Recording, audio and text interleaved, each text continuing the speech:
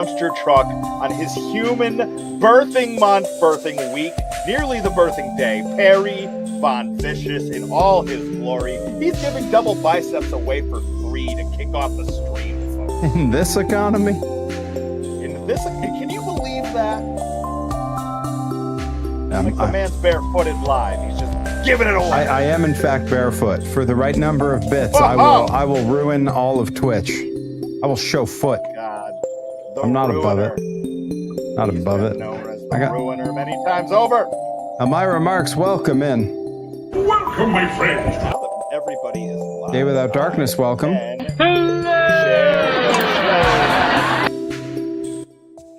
Chat is shared. But yep, happy Thursday, everybody. Everybody rolling in. Hope it's been a wonderful Thursday. Hope your thirsty Thursday has been quenched, as it were. Absolutely quenched. Reed Cooper, welcome in. Hey, pal. Hope you're doing well. I'm so mad that I missed Perry beating Maligula. I'm so happy that it happened. Sorry. When you said Maligula, I went into the Muppets. Maligula. Maligula. Maligula. Yeah, listen, people. Da, da, da, da, da. I think Maligula. Oh. Da, da, da, da, da, da. Da, da, da, da, da, da. Maligula. Yep. Write it down. Delmi Exo just messaged me to ask me, why is John Hodgman in an Ozempic commercial? And now I'm having to explain to her that there are two people in that commercial, and the other one was the I'm a Mac guy. And they are reprising their roles these many years later as aging fellas who have put on a little weight. And that's how they're making their money. Everybody's got a price.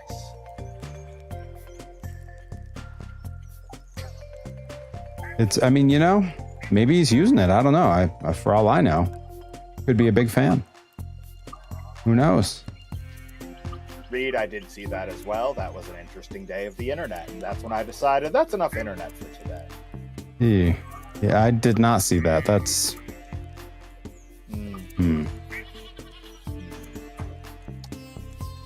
Yeah, I'm with Elmira. There's lots of times I'm glad I'm hermetized and I miss things. Yep, it makes things easier, I'll say that. Unfortunately, my algorithms figured me out, and they just know how to shove these things in my face, even when I'm like, I'm not looking for that today. Give me more Looney Tunes reels. Yeah, mine's figured it out. I get tons of those. Looney Tunes and bowling clips. I love that. I love that for you. Yeah, I get a fair amount of, Looney Tunes, Tom and Jerry, etc. But it's like just replace the rest of the smut with more cartoons. Smut? What happened? Tonight around 10 o'clock, a rare and beautiful event will take place. Oh, it's the Moonlight Jellies again. We did that before, right? Yes, we did. It's our second year of it. We're old vets at it now. Big year. By that, I mean we just walk around. All right, so now I gotta plant these trees in this damn greenhouse. He's jealous of that. He's jealous of that. All right, so cool. We got our landmark for the apples. Where's my pickaxe? Perfect. He's jealous of that. You.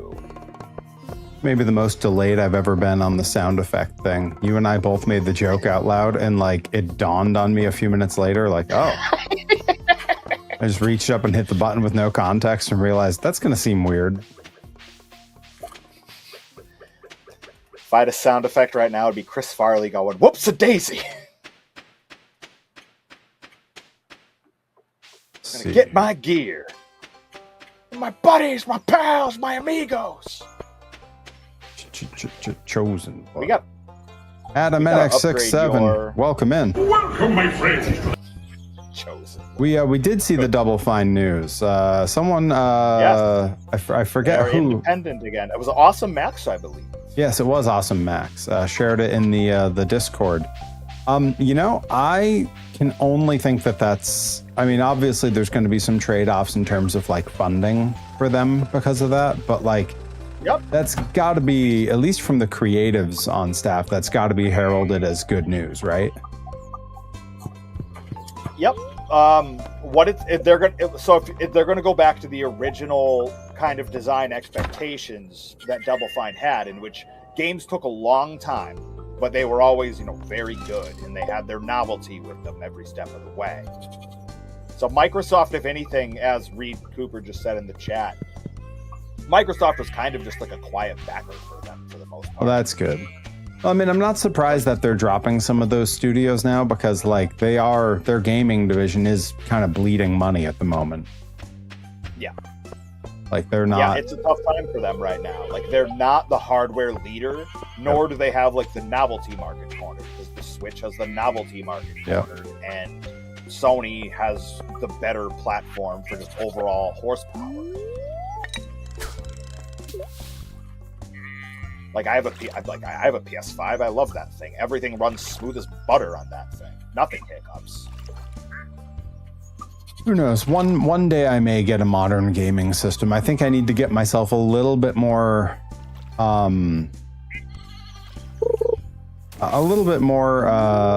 into modern games before I would make the jump. I think you're in a good spot.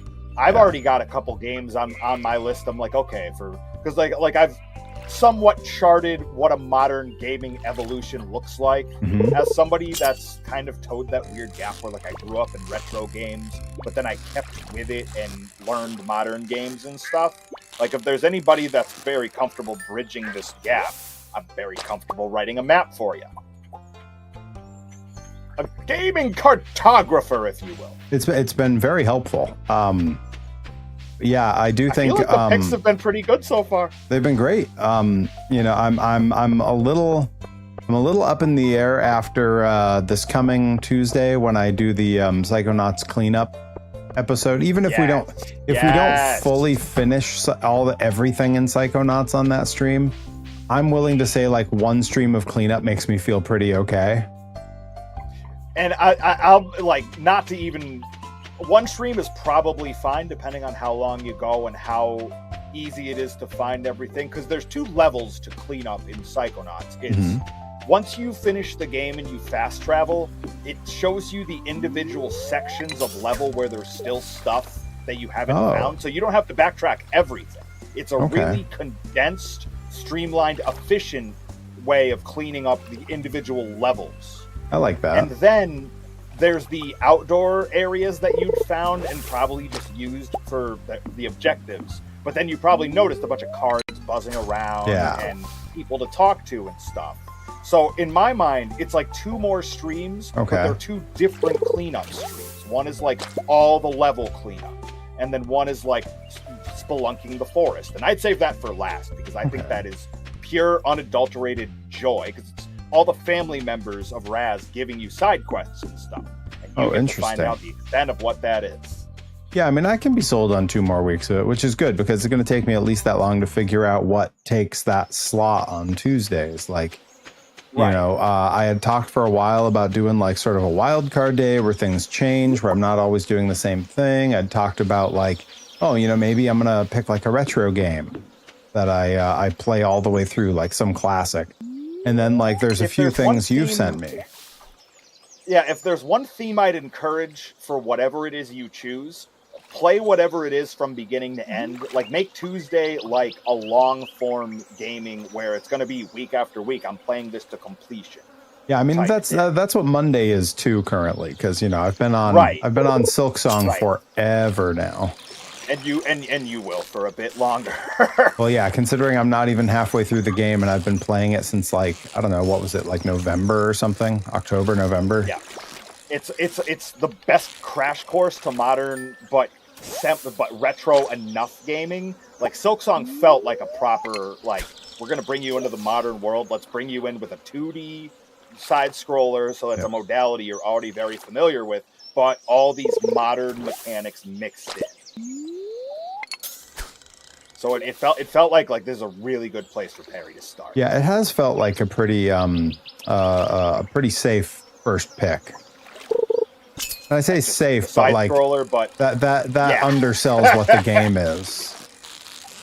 Yeah, it's just enough new with enough familiar at the same time, and yeah, it's been a blast to watch you go through it, and yeah, man, the best is yet to come.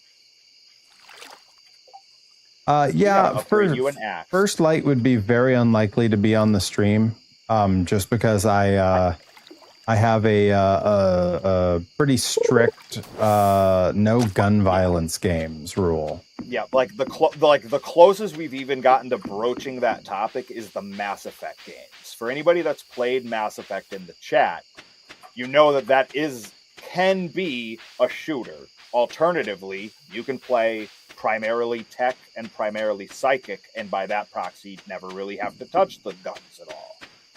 So that's as close as we've gotten to Perry and a gun adjacent game, and that's because Mass Effect has one of the greatest stories ever told.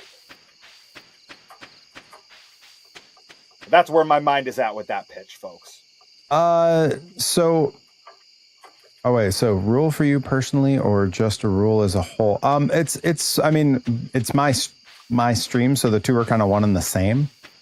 But yeah, it's just I have no real desire to stream games with gun violence. Like the closest that I've done with that, like I will allow the overly cartoony like laser guns in the old Ninja Turtle games that the bad guys shoot at you, or like the finger guns in Cuphead. Oh, you meant non-stream. Well, I don't really play video games at all when I'm not on stream, so in that regard, the rules are also it's all kind of the same. Like I think if not counting checking if games work and just doing tech stuff to prep for a stream, I think I can count on one hand the number of hours of video games I've played off stream in the last decade. Yeah, can confirm. Yeah, for someone who are we going to this festival thing? I just realized it's been going on for an hour. Oh yeah, we should do that. To the beach. I'm going as fast as my tiny little cartoon legs will carry me. No, sorry. Billy Gunn is out. No, sorry. Now Billy from Billy and Chuck we can allow because the word gun is not in. Oh, I mean, we can allow him during the DX era too, because we just call him Mr. Ass. Oh yeah. All right. Yeah, there's ways around it. You know, like I could see playing GoldenEye 007, but I would have to use slaps and the knife only. Oh no, now it's telling me I have to go to sleep. I'm too late to make it to the beach. I'm not going to make it. Yeah, I got lost. It's 12:10 a.m. I'm not going to make it. By the time I get to the thing, it's going to be like, nope. All right, well, I'm just going to go back then. Yep, I'm running back. All right, Jellies, good luck. We're waiting for you. Yeah, have fun, festival. Sorry, I lost track of the day, and neither of us thought it was going on. Yeah, like I'm going to get back to my house at just about the 1 o'clock mark, which is... Yeah, no, same here. Yeah, cutting it pretty close. It's okay. It's fine. Watched the whole video today that had me tear up a little bit. Billy Gunn play wrestling with his son as a little kid, and then so that's not Billy Gunn.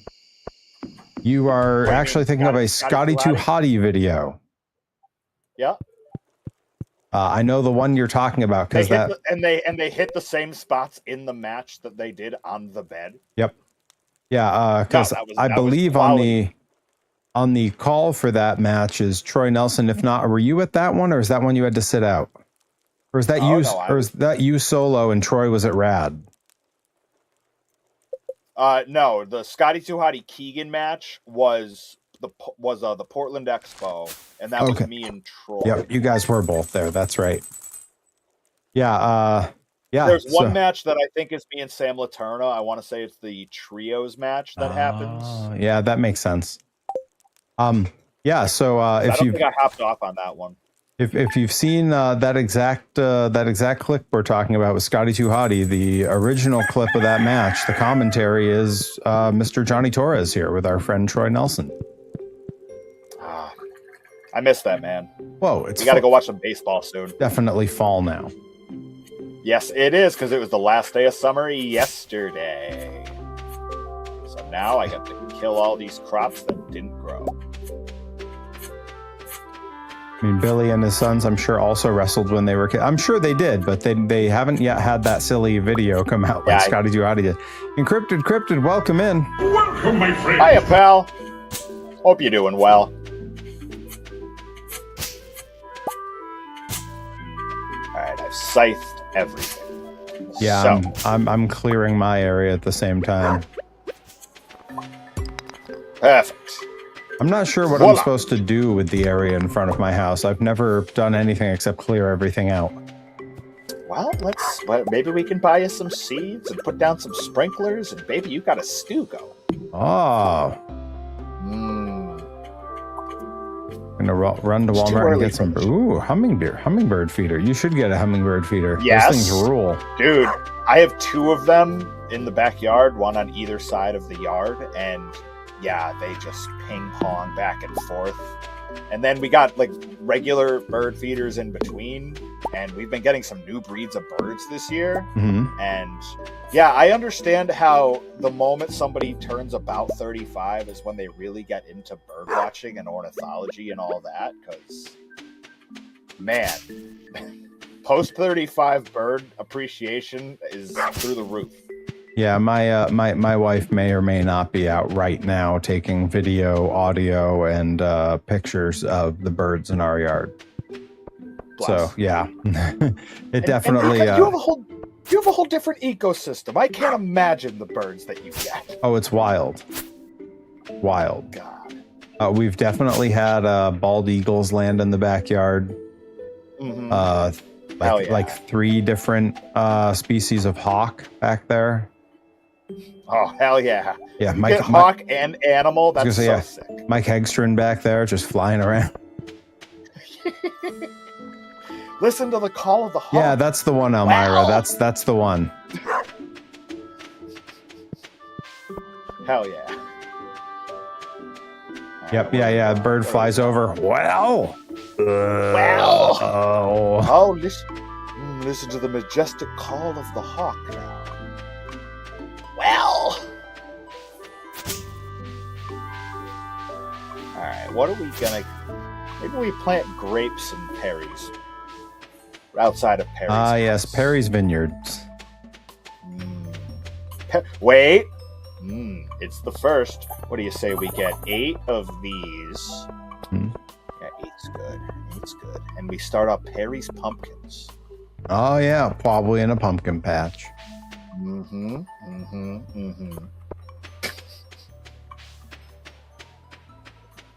What happens if I just start walking into people's yards and cutting their trees down? Do I get yelled at for that? I don't know if they care all that much. To be fair, I don't know if I've done it. I mean, I kind of don't want to try. That's not really the kind of behavior I want to model for my viewers. Just think, if somebody came into your yard and chopped down one of your trees, how would you feel? Well, probably pretty fucking furious. We, two, gosh, it was more than that. It was like 3 or 4 winters ago, because it was while the world was shut down. I guess maybe 5 winters ago. This crew just shows up in the front yards of every house in our neighborhood and just started hacking down the first 15 feet of trees because they needed them away from the power lines. And like, I was like, it's just as well, because when we try to pull out of the driveway, it's pretty hard to see with some people's trees. Like, more clearance. Yeah, like I was okay with that. And then I was like, oh man, I wonder, we have a fire pit. What are they doing with all that wood? I had to walk out Larry David style and be like, do you respect wood? I walked out and I said, I hope that's exactly how you said it. I said, you guys do you guys have to take all the logs that you pulled down, or does it matter? And they were like, we're going on lunch break in a bit. When we come back, we have to clean everything up. We're not allowed to leave everything behind, but we are going on lunch break in a bit. And the guy gave me the like... Yeah, the wink, wink, nudge, nudge. Because our one wheelbarrow was not big enough for these logs, we since have a bigger one. We have one of those wagon ones that like still would struggle with it a little, but I could make it work. But my yard was in 8 inches of snow, so it wouldn't have worked anyway. Wow. So I literally just walked up and was slinging these massive logs over my shoulder and just marching them to the backyard. And we still have this huge stack of these awesome logs. And every once in a while, when I need to run the fire pit, I'll go back there because we also don't own a chainsaw. I'll go back there with just the regular old hand saws and just start hacking it to bits. Hell yeah. Yeah, a couple of them that were like, a couple of the ones that were really wide and really short. Best entertainment. Oh, they're just... Those neighbors just have the best entertainment. They're looking outside and going, boy, that giant's really been going at that log for a while. Paul Bunyan... Paul Bunyan looks really inexperienced at this. Old Perry Bunyan. A chainsaw? Yeah, I wish I had a chainsaw. Instead, I'm using hand saws like some kind of baby. You know, that's how we do in New England. We give the babies handsaw. It's just as well. You would have cut off somebody's arms and legs with it. Well, and then he'd get all indignant on me. He'd be like, hey, man, I was just being sarcastic. Oh, well, that's just great. How was I supposed to know that? Not a mind reader, for crying out loud. Besides, now he's got a really cute nickname. Torso Boy. So what's he complaining about? Torso Boy. Shout out to Torso Boy watching at home on Twitch. Shouts out to Torso Boy, who used to be one of the mods over on the OwlCon when they used to have the Weird Owl convention every year in the 90s. The OwlCon message boards. Shouts out to old school internet. Somewhere Did so much alchemy there. Somewhere 15-year-old Perry was like a good pal to all those people. Just getting in the chats, correcting them about stuff they didn't know. Amateurs.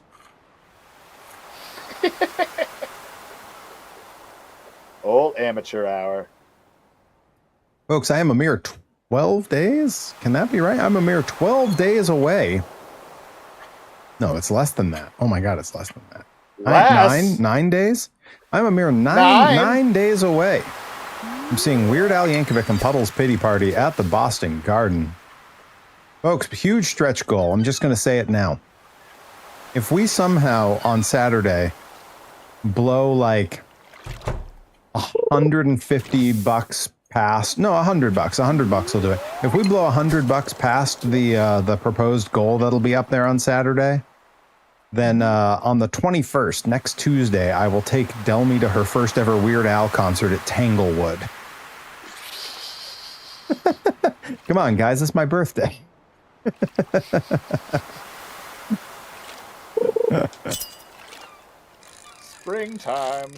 Summertime for Weird Al in Lenox, Mass. Da, da, da, da.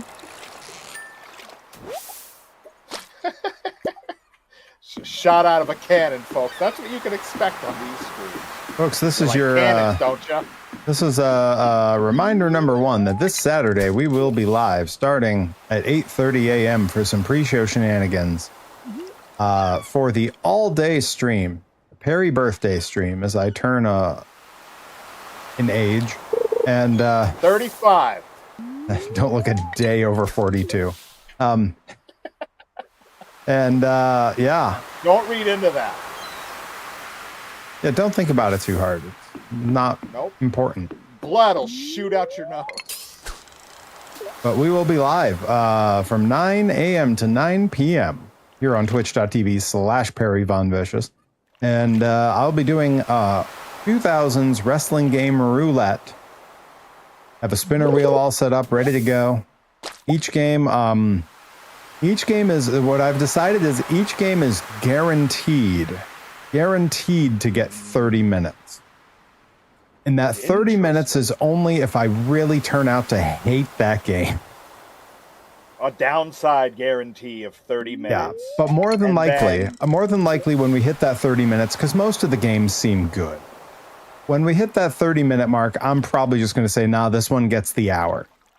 Once we're past that hour, it will be up to you all to get me to change if you're not enjoying the game anymore, if you want a fresh game. We're going to have a bit alert that will trigger me to spin the wheel again, or a slightly more expensive bit alert where you can pick from the remaining games on the list and you can tell me which game to play next. And that will go on from 9 a.m. to 9 p.m. Just make the list. Yeah, that's what you see. How we tie it all together. That'll all go on until 9 p.m. and then from 9 p.m. to 11 p.m. it's the karaoke concert, our big closeout to the day, featuring special mystery guests. Right now, there are only 3 people who know who this mystery guest is. Johnny Torres knows. My wife knows, because this person is coming to our home. And the guest knows, because... So, folks, this might narrow it down, because you're like, okay, well, who will Perry's wife allow into the home? You know what's crazy is and Johnny Torres, you will think this is especially crazy because you know who the guest is. This will be that person's first time ever setting foot in my home. Yeah, that is mental. That's crazy, right? That doesn't. I don't know. That seems like it can't possibly be correct, but it is. Yeah, I don't think that's ever come up, and I'm really happy that that's happening live on stream, so I can just properly be. Reed, what are you saying? Perry doesn't know is what we were saying. What? I'm confused. I think sea cucumbers. Perry doesn't know is what we're saying. Sea cucumbers was some time ago. I just happened to notice that above, and it was another Reed. Oh, that's true. I mean, I guess I also know. So that does technically make 4 Reed. That's true. Oh, he's absolutely right. Yeah, it's true. Maybe I don't know. Maybe Johnny Torres and my wife cooked this up and found someone to come be a guest. Maybe I asked both of them and they were like, not a chance. And so they found me an alternate. It's Mike Myers, folks. We're bringing him in from Canada. Oh, man. That dude that kills all those kids at that camp? The other one. Oh. Austin Powers. Yes. The other one. The other one. You're so willing to be forgiving on that. Oh, behave. The clue makes it sound like it'd be Rip, because that'd be weird. It does make it sound like that. I will not... Look, as I've said before, I say it's not everyone. Everyone we mention, right. I just say it's not that person. Jeff Jarrett. Not friend of the not noted friend of the family, Jeff Jarrett. No, of course not. He's busy. They wouldn't sing a series of country music ballads together that have been carefully curated. Oh man, I am adding With My Baby Tonight to the playlist for karaoke. That's so smart. Oh, that's so smart. Oh my. See how this works, folks? Man, that song was a jam. Yep. And I don't give him a lot of credit for anything. Well, to be fair, but I'll give him credit for that. To be fair, it ain't him on the song. Yeah. So you don't have to give him any credit for it. Yep. A lot of people give Jimmy Hart credit for Girls in Cars, but that's not him on that song. That's that other guy. Something Coltrane. Rick Derringer? No, the other one. Oh. I'm going to look this up. Because it's the right thing to do. Girls in Cars. Shout out to Strike Force watching at home on Twitch. Yeah. And thanks for tuning in, Paul. Rick Martel loves this stuff. It's not even a Coltrane, but it's a Coltrane because I was thinking of the first time there was a Robbie Coltrane. It's Robbie Dupree. Oh. Are you sure that's not pronounced Rene Dupree? No relation. I think you're...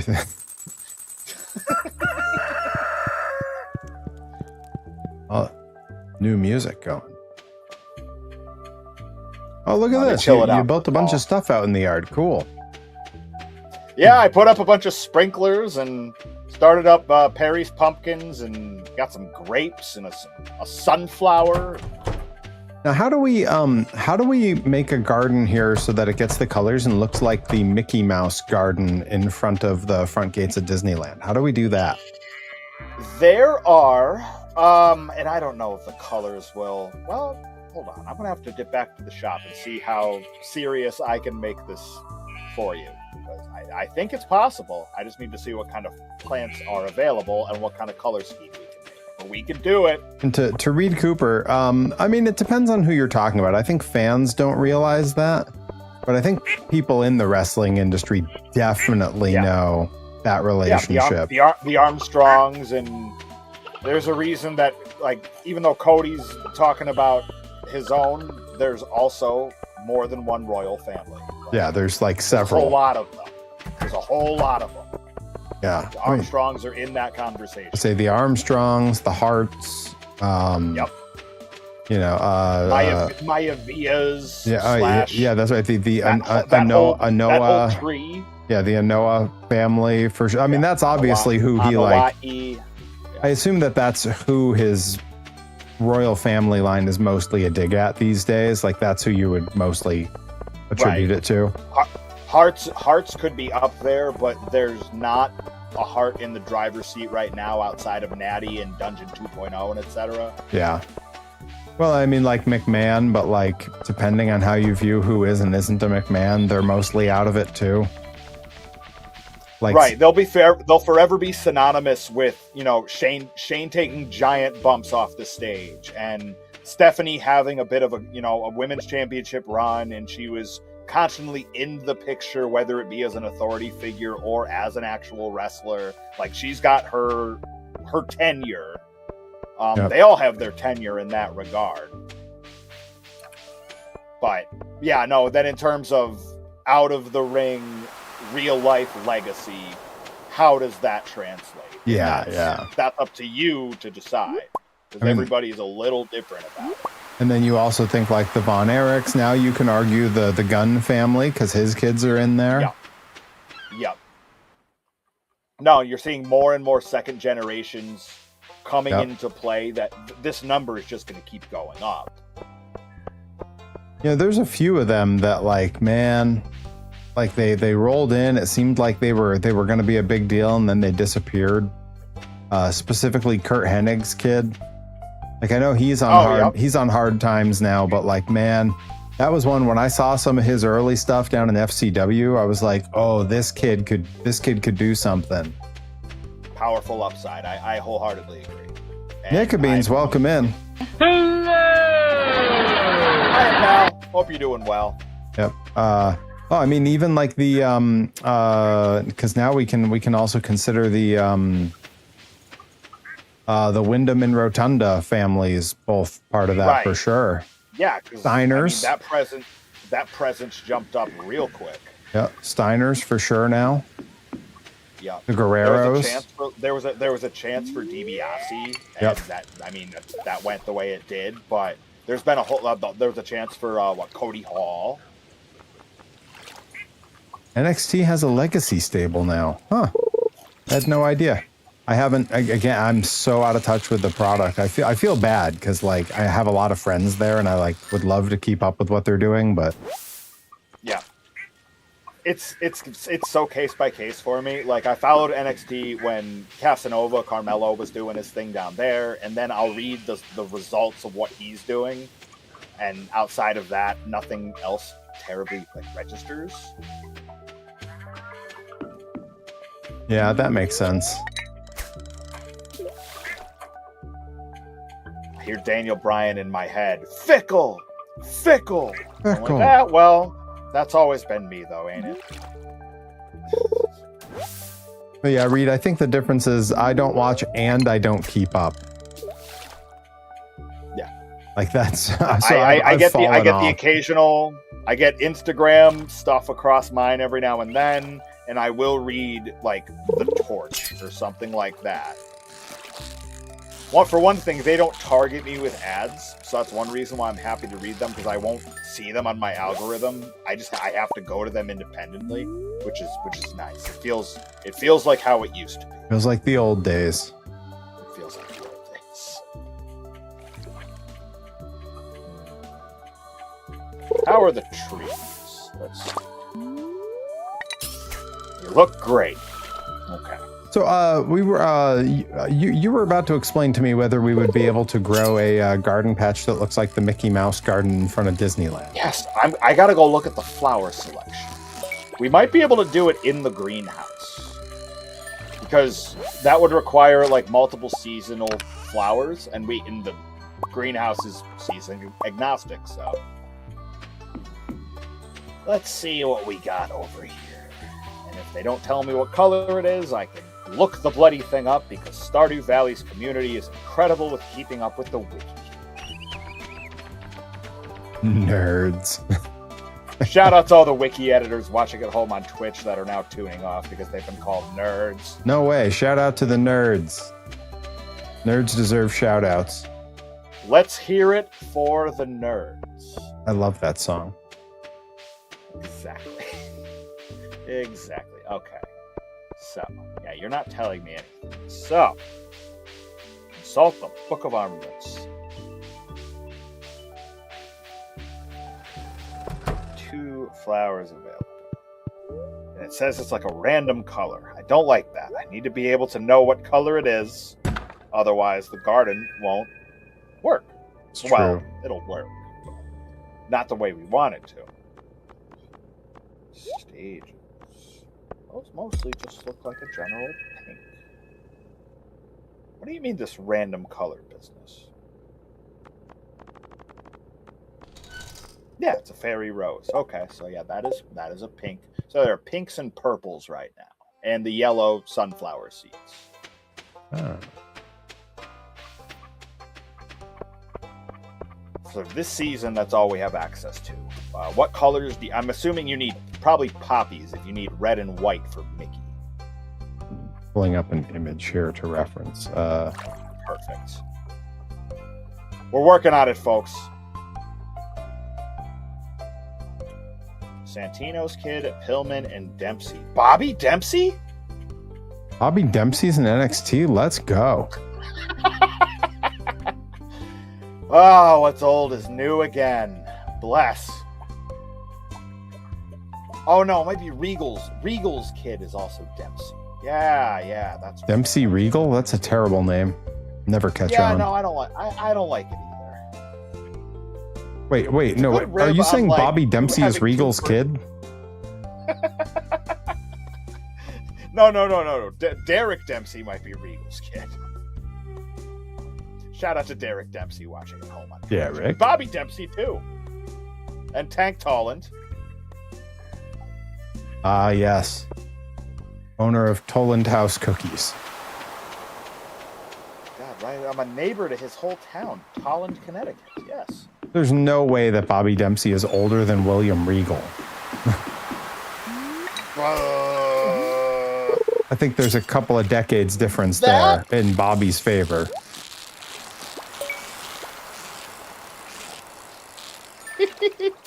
No. There's no way Bobby Dempsey's 55. Hang on. No. Nope. I'm at it. Yeah, me too. So if there's anybody that knows, it's Cage Match. But of course, that's when they did. Yeah, 1984. So he's 5 years older than me. I'm gonna say 1984, so he is my age. He is 42. Yeah, he's 42. Yeah, he is 42. And let's see, William Regal. Derek Dempsey. William Regal is currently 58. So there's a 16-year age difference. So William Regal would have had to have been very busy, I suppose, as a young man. But still. Yeah, of course Bobby's only 42. Doesn't look a day over 41. He looks fantastic for 42. We all do. I hope I look that good at 42. Me too. You're already there. Well, I got a couple more days. Take a look around. Shout out to Lone Star watching at home.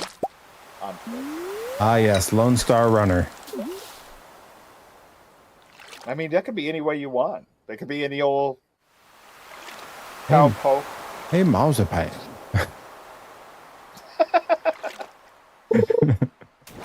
That made me think of Brooklyn Nine-Nine. David Marzipan. Reed Cooper says. David Duke. Reed Cooper says age makes no sense. I think it makes. Time is a man-made construct. Age makes exact perfect sense. It moves at the exact same speed for everyone in the exact same direction. Just because some Gregorian says that's how it's supposed to go. My remarks. Okay, I have a question, and I swear it's not about the witch's brew. Nicely done. Even if it is, you're allowed. Nicely done. I need some Homestar sound effects on here. You need some Space Ghost? Oh, that's true. I mean, even if it was just a button that I could hit that was Strongbad's voice going, deleted. Like, that would be pretty good. I need individual bit alerts for Space Ghost, Brack, and Zorak. Woo. All right, it's about the witch, bro.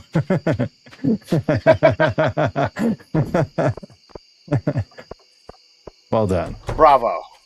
Bravo. Salute. I got a rusty spur. I suppose I should take that to the museum, huh? Does it say that that Gunther would like to see it No, of course not. in your inventory? It says, an old spur that was once attached to a cowboy's boot. People must have been raising animals in this area for many generations. That's it. But it does say it's an artifact. Might, Rabbit. We might. Email. What? You what can the sell email? it if it doesn't say Gunther wants it. Okay. Or Gunther can tell you more about it at the museum. Then you can sell it. I know I've asked about these before, but copper ore or gold ore? Copper ore or gold ore, you can go ahead and hold on. Let me make sure this is wrong. There's copper ore, there's gold ore, there's iron ore. Hot damn! Yeah, this Hot chest damn. I'm standing by right here. Oh damn! Oh damn! Oh damn! What about a dwarvish helm? We need that? Same thing, Gunther. Nope, nothing for Gunther. Okay, you can sell it. What about a chewing stick? Wait, can you wear it? Hmm. Is it an artifact or It is. It's an artifact. Okay, then yeah, you can sell it, and that's a shame that you can't wear it. Reed Cooper, the drive tomorrow for me, oddly enough, I was looking this up. Going there, it's a little over an hour and a half. Somehow the drive coming back is supposed to take a little over 2 hours. I don't know. Like, There's something about there's a wormhole by Lowell. Oh yeah, the worm. I'm worm convinced. Yeah, exactly. Thank you. Somebody here gets it. But yeah, no, the people who live by Lowell are like everything's fine. No, it's not. I can't Clearly, imagine that it's something wrong. So it's the same route both directions, Reed, and it can't be a traffic thing because I'm going to be driving back at like 11 at night, and ain't nobody on Route 2 in Massachusetts at 11 at night. Just me and the deer. Yes, Elmira Marks, I am, you're asking encrypted. What did encrypted say?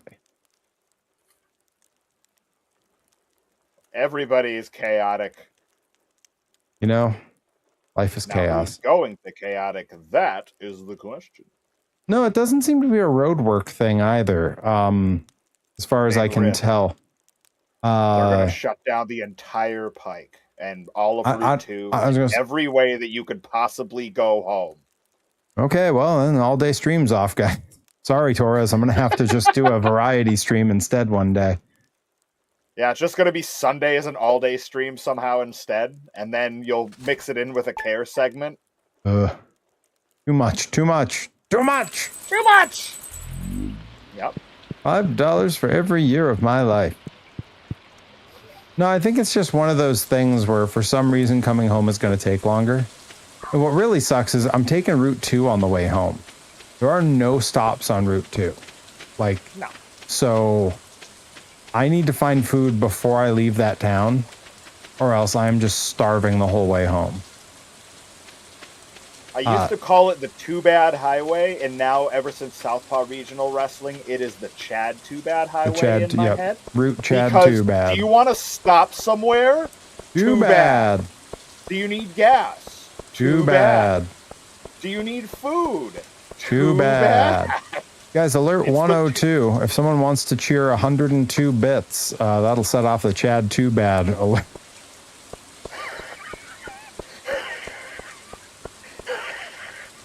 There you go. It's not the same. Your bits are way better off with Perry's bit alert. Elmira Marks, do you work for Ocean State Job Lot's marketing department? Because you need a raise. Because this is night 3 in a row. Hold on, Reed H. Cooper had a question, and the answer is too bad. Yeah, too bad. Nope. It's everything's one lane, closed. most of it, your car's gonna get hit. Yeah, everything's closed. It's one lane. It is the sticks. It is the middle of nowhere. Even the sticks, it feels offensive to other places labeled the I don't even know that there's an It is- Ocean State Job Lot anywhere near me or where I'm going. the twigs. There I would was call one in Northampton, not far from here, but in the wrong direction for where I'm going tomorrow. It went out of business like 6 months ago. the brush? I don't know. We'll figure it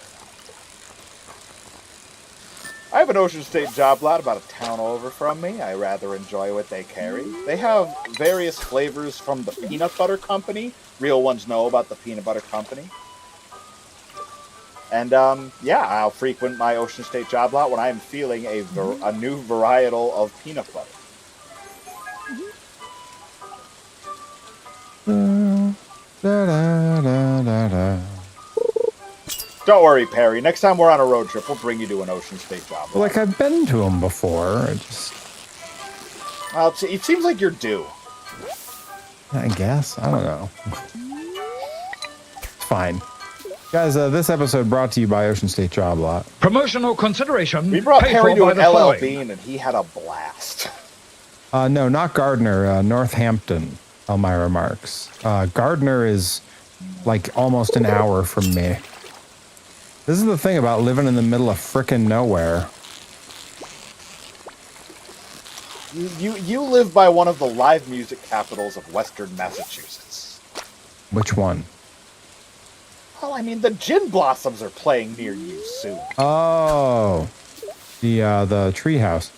Yeah, I mean, I Yeah. guess I just hate it. I don't want it in used my to be backyard. nowhere. I don't want it in my used to backyard. be nowhere. It's still nowhere. Now you're That's, going to have a whole bunch of strangers singing "Hey Jealousy." yeah, so for one night it'll be somewhere. The beautiful side of somewhere. Wait, that's the wallflowers. Anyways. I mean, they already had like in the course of 1 week already, they had Jason Mraz and someone else who's like a major act, but like I don't know. It's interesting. It's like, oh yeah, that's the live music capital. It's like, yeah, except only for acts that were famous 20 years ago. Yep. I mean, you're doing better than the Webster is these days. Hey. I'm going to see Steam The Powered Webster Giraffe. doesn't even have. No, they don't even have bands anymore. I'm going to see Steam Powered Giraffe there in October. Wow, that's like the one band that they're having around. Because good lord, the whole summer is like GCW and that's it. DJ parties and the occasional GCW show that they do once a quarter. But like that's as close as they get. Like there's no pop punk there anymore. I have to go to the Space or the Palladium for Well, that. yeah, I was gonna say there's like almost no touring pop punk bands anymore, except for the ones that play massive stadiums. I don't know. There's a bunch that are still super East Coast that are still Yeah. doing small shows. If Well, it's just- anything, this they're is- getting more nostalgic. Yeah, well, that's just it, is the nostalgic thing. Like, this is what happens as we get older, is all that music that we used to see in little venues now is in giant stadiums because we're all older and have money. So they're like, Some oh, of them might get it. some of them I understand, like the Deftones can be a stage show. But like I don't need to see state champs at the TD Garden. I can like why they don't benefit much from pyro. Why are we even worried about making that kind of transition? I don't think any I don't pop. know. Music's weird. I don't think any pop punk band needs pyro. No. I think it's kind of like honestly like if you have the only one that comes to mind, and they at this point are pop punk adjacent, is Fall Out Boy. And even then, they don't need pyro. Grand Theft Autumn. The Grand Theft Autumn when the guitar intro is done right before the vocals kick in, and they do the little forward series of bottle rockets. Just one shot. It's not very loud, but it's just enough to be like, hey, here comes the vocals. And that's because that song's an all-timer. Does it need it? Probably not. On my remarks, I'll even say that, like, I don't know. If you're only playing the biggest city in a given state, like, to me, that's so un-punk rock to be like, yeah. Crystal Ballroom, I saw Tiny Moving Parts there. That was the show that I was initially going to bring you to, and something came up or something. Mm-hmm. But it was like Tiny Moving Parts, Grey Wind. That was the Hyber show. That was where I first saw Hyber. Show. Was at the Crystal Ballroom. And yeah, that place is crazy. Crystal Ballroom is really cool. It's like Palladium upstairs, but a full venue. And I say that only because you actually have to go up a flight of stairs. Yeah, Reed Cooper, I've seen Green Day live, and they were really great when I saw them, but they were still playing the kind of like in-between sized venues. Like they weren't quite up to a Barclays or a Garden. They were like, I think I saw them at the Centrum in Worcester. And Riot Fest.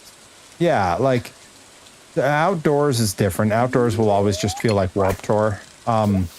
But like when they're at the in-between era, like you can get up on the stage and it feels like a smaller venue.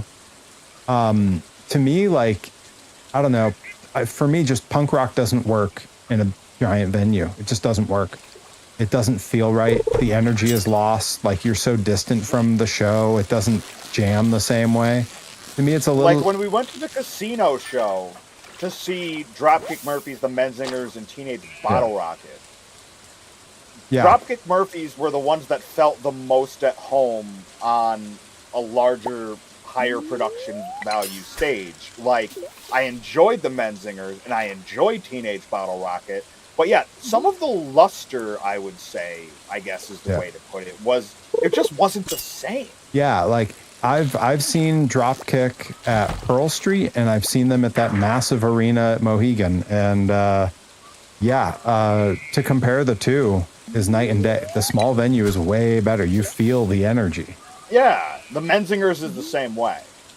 Yeah, like to see them in the huge venue, it's like you're watching them on TV or on like YouTube or something. It doesn't even feel like you're really in the room. Right, like I've seen the Menzingers everywhere that I possibly could in New England at this point for the most part. Like Webster Main Stage, Webster Underground, Palladium, out in Boston at the Roadrunner, out at Citizens Bank by Fenway there, one we saw Less Than Jake at.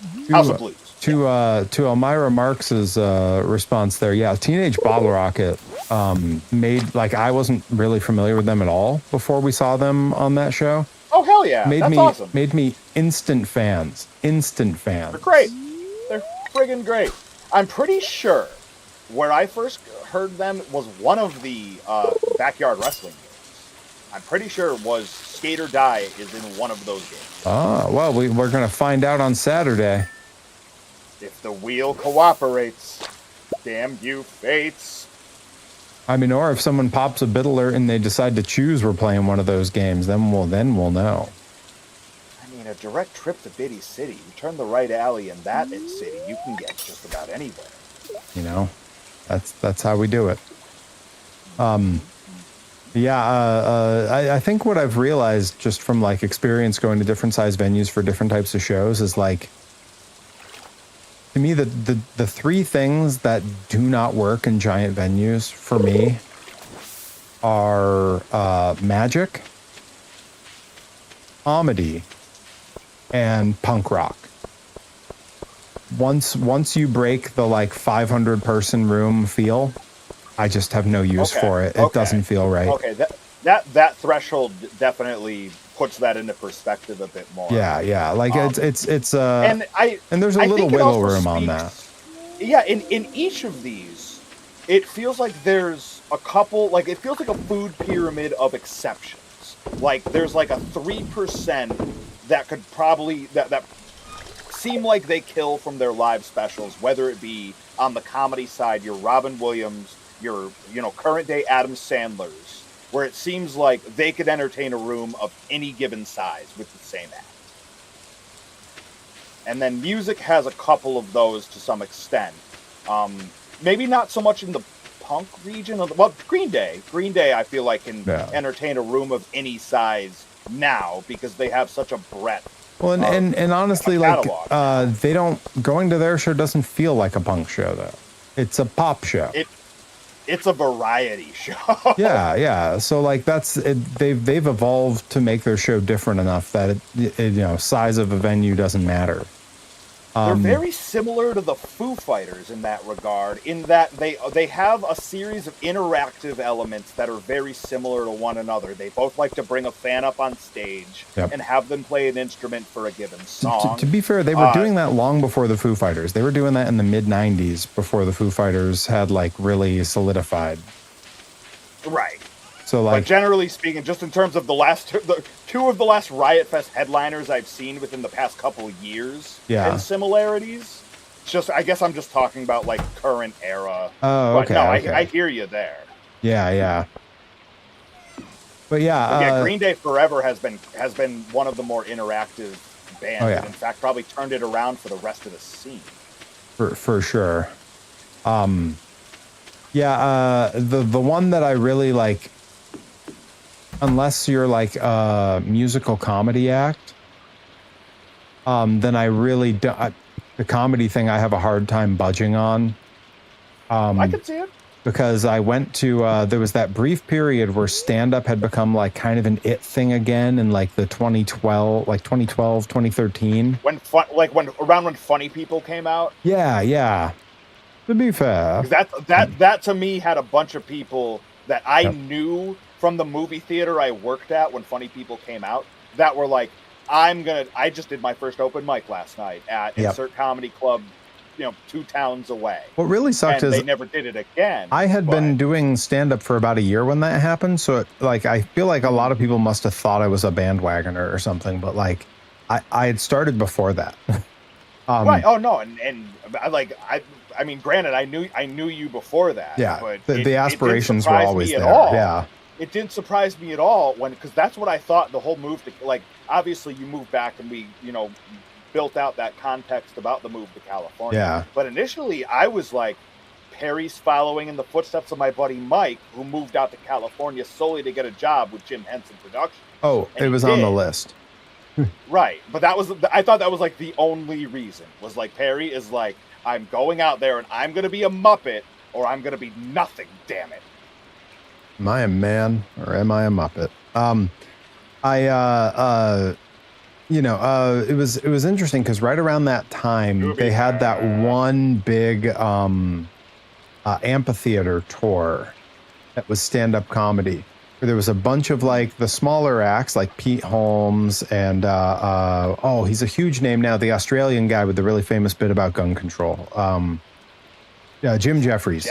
Yeah. Jim Jeffries. He was not quite as well. I actually knew one. Yeah, he was not as well known at the time either. But I knew who he was. And it was like him and Pete Holmes and Kristen Shaw and like all of them were sort of like the opener. And they're huge mega stars now, but they were small acts in 2012. Right. And like I had been on shows with most of them. Hell yeah. And so they were like the first 2 hours where each of them got like 15 minutes on this massive amphitheater stage. And no one listened. It was just a giant crowd talking to each other, hanging out on the lawn, being loud and annoying. Oh, it was terrible. I was furious and really annoyed. And then the 2 headliners were Flight of the Conchords, followed by Dave Chappelle. And about halfway through Flight of the Conchords, so I'd waited forever to see live, we just left. It's like, it was still happening. It was dark out, and they had light shows and a great video screen now, and everyone was just talking to each other and ignoring the show and being loud. And I was furious. Like, I had one of those like lawn chairs that they rent out for like $5 at the time. Now it's probably like 40. And I was like, well, they didn't make me pay a deposit on this, and I just smashed it over my knee and left it in pieces on the lawn. I was so mad. I tried to take the one my wife had from her to do it, and she was like, no, and took it from me, and she gave it back to the people. Oh, I was livid. And like, imagine leaving a show before Dave Chappelle comes on. All right, so I want to see that bit worked into future Perry segments of you just smashing a chair over your leg. We're gonna need a really good chair bulk outlet to make this happen on a regular basis. But folks, if you know anybody, let us know. Garden pot. I saw that. I've got to figure out a use for this. Hold on. What is this for? Grows crops from any season when indoors. Yeah, this nice lady has cornered me as soon as I left the house to talk at me a lot. And so you can put it down in your house or in the greenhouse, depending on what you're feeling. Do we have coffee that we could grow in your house? Oh yeah, let me grow some coffee. That's my jam. Let me see. Do we have coffee beans? Let me see. Yeah, I mean, to be fair, Reed Cooper, now you couldn't pay me to go watch Dave Chappelle. But in 2012, yeah, there was a time, but yeah, around then was like, okay, yeah, I would go. Yeah, although it was kind of vindicating later on to find out that when he got on stage, that was it happened twice on that tour. He got mad at the promoters. The other one was in Hartford. Yep. He got mad at the promoters. He walked out on stage, smoked a cigarette for an hour and a half, and just sat there while people got angry. Yeah, the other one was in Hartford, and then the other one was Mountain View, California. Insane. Yep. I blame the behavior of that audience partly on the size of the venue, but also it was a very poorly picked venue for Hartford. Like the Meadows for Dave Chappelle. What are you thinking? Yeah, well, that's just it. It was the amphitheaters. That's what they did for everybody. Right. And so Mountain View, it was the same amphitheater style. Insane. Up Chase, welcome in. Hello. Hope you're doing well. Yes, there was. Nick of Beans, there was a time where we all would, find $10 on the ground and be like, I'm rich, bitch. Mm-hmm. What have you? What'd the five fingers say to the face? Slap! Yeah, see, like even I knew some of them, and I never really watched the show. Yep. But like, yeah, no, it's incredible. Okay. It's incredible how like so many heroes just taint their entire legacy by being awful bigots. Yep, and it's okay because in the place of Dave Chappelle, we got two glorious generational gems in Key and Peele. Sure did. Yeah, they really took that exact like strand of humor, like that exact sketch comedy, like, and it's so much better. It's so good, and it touches on all the same notes, but then there's so much of it that is incredibly intelligent and deep, and that's another one that Instagram has figured me out, and like we're just sending him all the Key and Peele that he can handle. Yeah, at this point, all the Key and Peele I know is from our friend of the show, Brian Abu Chakra, who King Lord Brian over on Twitch, who does his KLBR. It's actually what I'll probably be rating when we're done here, because often his audience will pick Key and Peele sketches as like the videos that they pop bits to play. So I'll get like full Key and Peele sketches on there. It's really delightful. Yeah, Reed, it's wild because Keegan is he's still like one of the best comics to ever do it. He could break John Cena on command. Hang on. I have to read Pup Chase's update for their day. It's been an interesting day. I have to transfer to another store. My store might have asbestos, thanks to the roofers who don't know why they knocked down a sewage pipe. So great. What? You know, I read asbestos and it made me think of my first wrestling school. Me too. Because it was the same school, folks. It was the same school. Yeah. Different location, a different town, but the same school. Wasn't it? Because I was in Palmer at first. There was Chicopee. Okay. Chicopee was the first one that I ever went to. And then the next time I was in Palmer was when they had already moved to the apple, peach, pear tree industrial park. That might be the one where I started whenever I came in, because when I trained with Kev, it was only ever at that one Palmer place and that one Okay. Yeah. Yeah, for the reason he moved there was because that place didn't have asbestos. But the previous venue in Chicopee was loaded with asbestos. And they had been there for, from my understanding, a couple years. Because I first met Tom at MXW, and that was like the number he gave me, or Kevin's number, and then Kevin gave me that address. That's where it all began.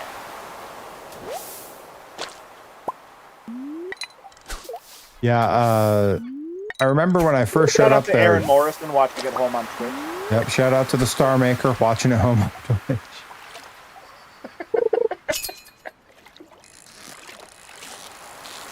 You know, of the old trainers, he's probably number 1 or 2 most likely to have tuned into a stream at some point. I love that. Right? Like, it would be him or it would be Idle.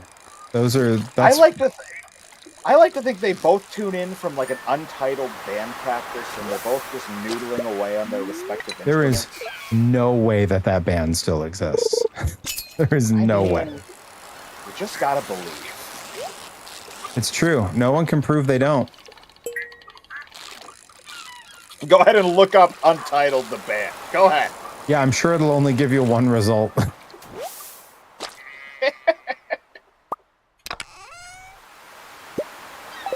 It'll be 1 or a million, because you'll get a million things of like Untitled.pdf from somebody's old archive.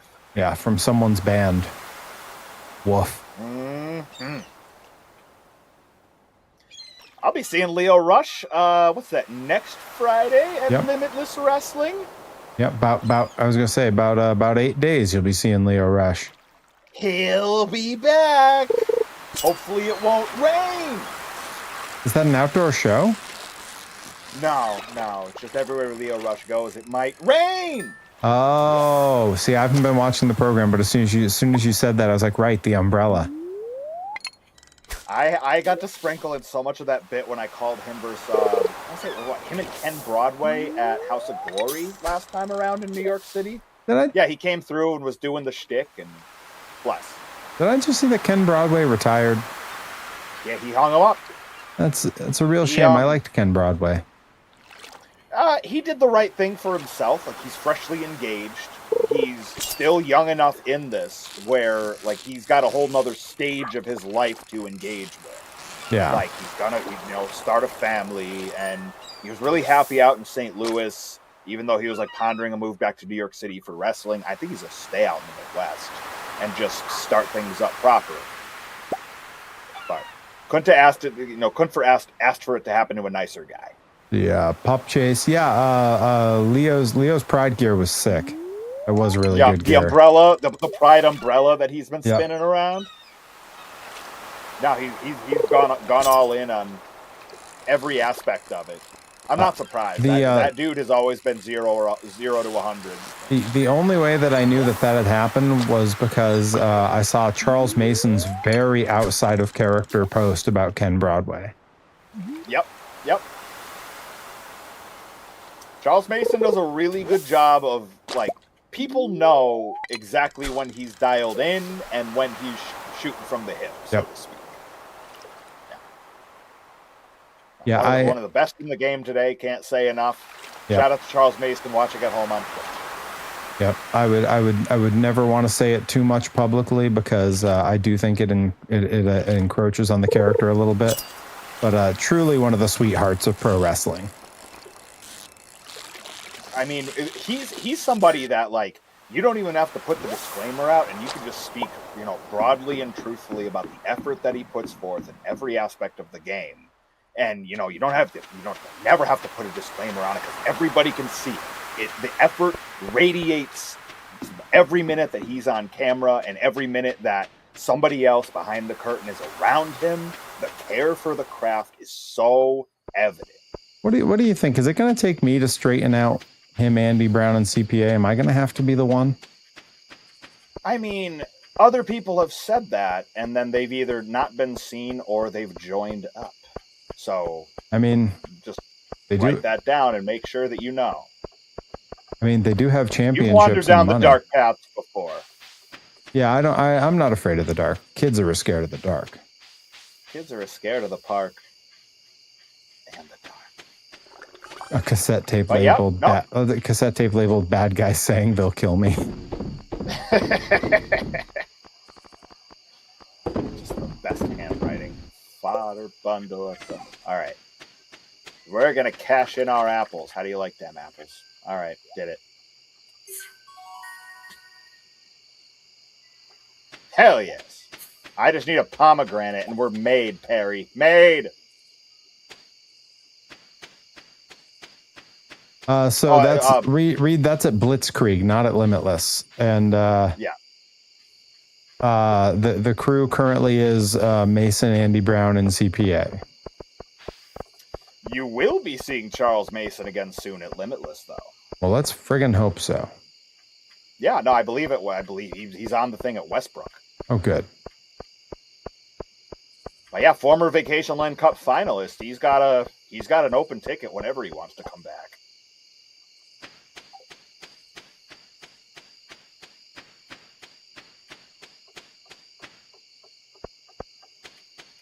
What's this heel talk? Let me talk about feet. I am barefoot for the right biddler. I will show feet on stream. I'll do it. He'll show heel. Yeah, I'll show you my heel turn. There you go. I don't know. CPA's had a bit pent up over the last year that he's probably got to get out of his system. And the Mets are terrible this year. He's got to get that out of his system. He's jealous of that. When he was champion, they were in the playoffs. I'm just saying that CPA and the Mets, they go together like spaghetti and meatballs. I'm not sure why, but I blame Bobby Orlando. I feel like... him and Andy Brown have kind of been canceling each other out. I'm just saying, I think he put all his Bobby's mojo... a Jets guy. Yeah, that's just it. I think he put all his mojo toward the Jets, and now the Mets are in trouble. Yeah, I mean, I guess it's just an Ets thing. I don't know. I don't know how these things cross. I don't know the astrophysics of sports and pro wrestling. And I just don't know sports. Speaking of, this weekend, right after the all day stream, man, July Basho kicks off. It's sumo season, baby. Oh, I am psyched. This is the first Basho in months where both Yokozunas, Ono Sato and Hoshoryu, are healthy and ready to go in the tournament. Have they ever had one called Basho at the Beach? As soon as they come to America. I was gonna say, what are we waiting for? I believe personally, I think the Kyushu Basho, the one that takes place in Fukuoka, they call it the Kyushu Basho because it's on Kyushu Island, but Fukuoka's the city where it happens. Right. I think that one, because it's very much a seaside city, like it is surrounded on all sides by beaches and bays. I think that should be the Basho at the beach. Unfortunately, they do that Basho in late November. It's very much a wintry weather there. So it's like Brooklyn Nine-Nine when they go walking on the beach in November and just bundle up and bring your cognac. When I went to that Basho while I was in Japan, on my vlog, shout out, folks should definitely pull up the vlogs when you get a chance. I'm going to go ahead and drop that in the chat. You better. Link to the sumo episode if you've got the latitude to do so. During this stream, I sure do. This is a it's relaxed cozy. stream. It's so cozy. But the one where I went. You want cozy sumo? The one where I went to, I mean, it's the best kind. The one where I went to. Is there really any other kind? Go ahead. Sorry. Yeah, the one where I went to the sumo basho. You can watch me on the way in. It's midday. I'm walking over there around like 12:30 in the afternoon. Like I had training in the morning, went home, took a shower, got changed, and then went into the city to walk to the basho.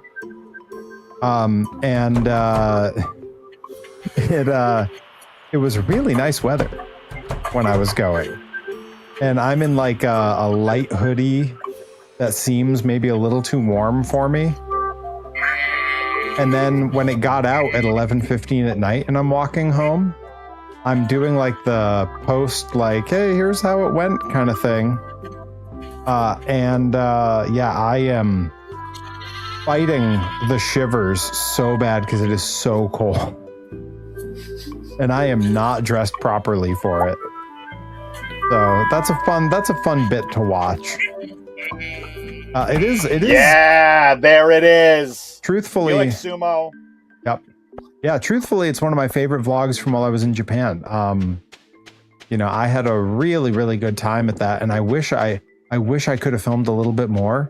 And I've definitely told this story on stream before, but as soon as I went into the lobby at the basho, I was recognized. There's not that many great big white dudes with a ponytail and a beard in Japan, especially around Fukuoka. It's not a tourist city. And right. I was recognized immediately and was, I was given a bunch of free stuff. They were like, here, have some free chanko, have some free takoyaki, like come with us, let's show you to your seat. Like they all knew who I was. So good. It was so good. And then I went to my seat for a little while, and that was the staff recognizing me.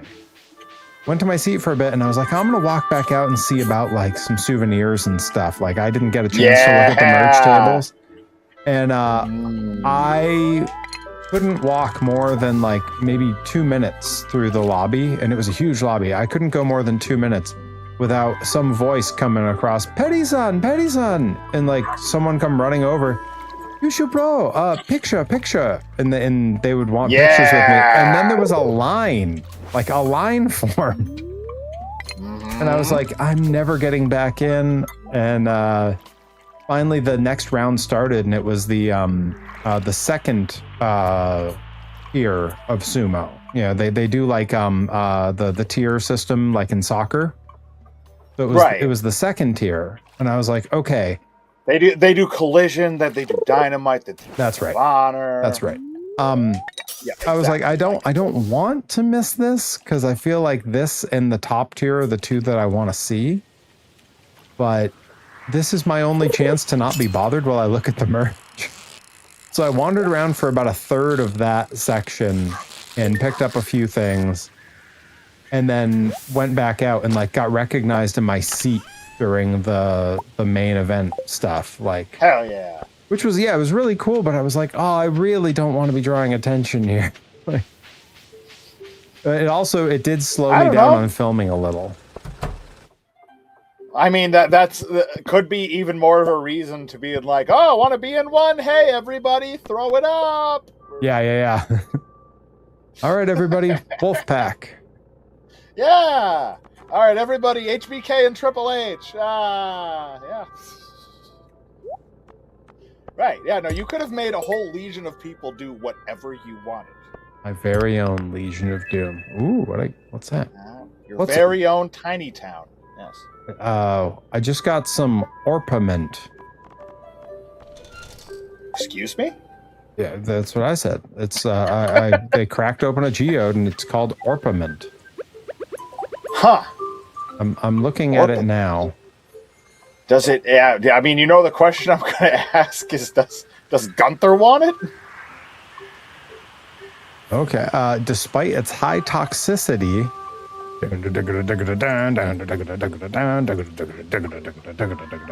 Yeah, what are y'all? Despite its high. Despite its Between high the sacred silence and sleep? despite its high toxicity, this mineral is widely used in manufacturing and folk medicine. Which sounds, Folk medicine. which honestly, Okay. that sentence sounds like a lyric from Prison Song.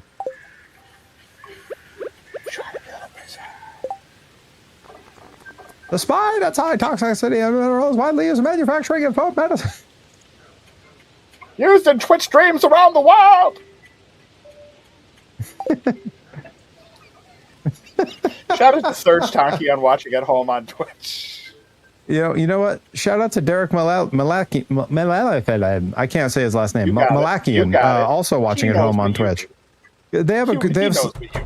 they have such a great back and forth because one of them's all, and then the other one's all.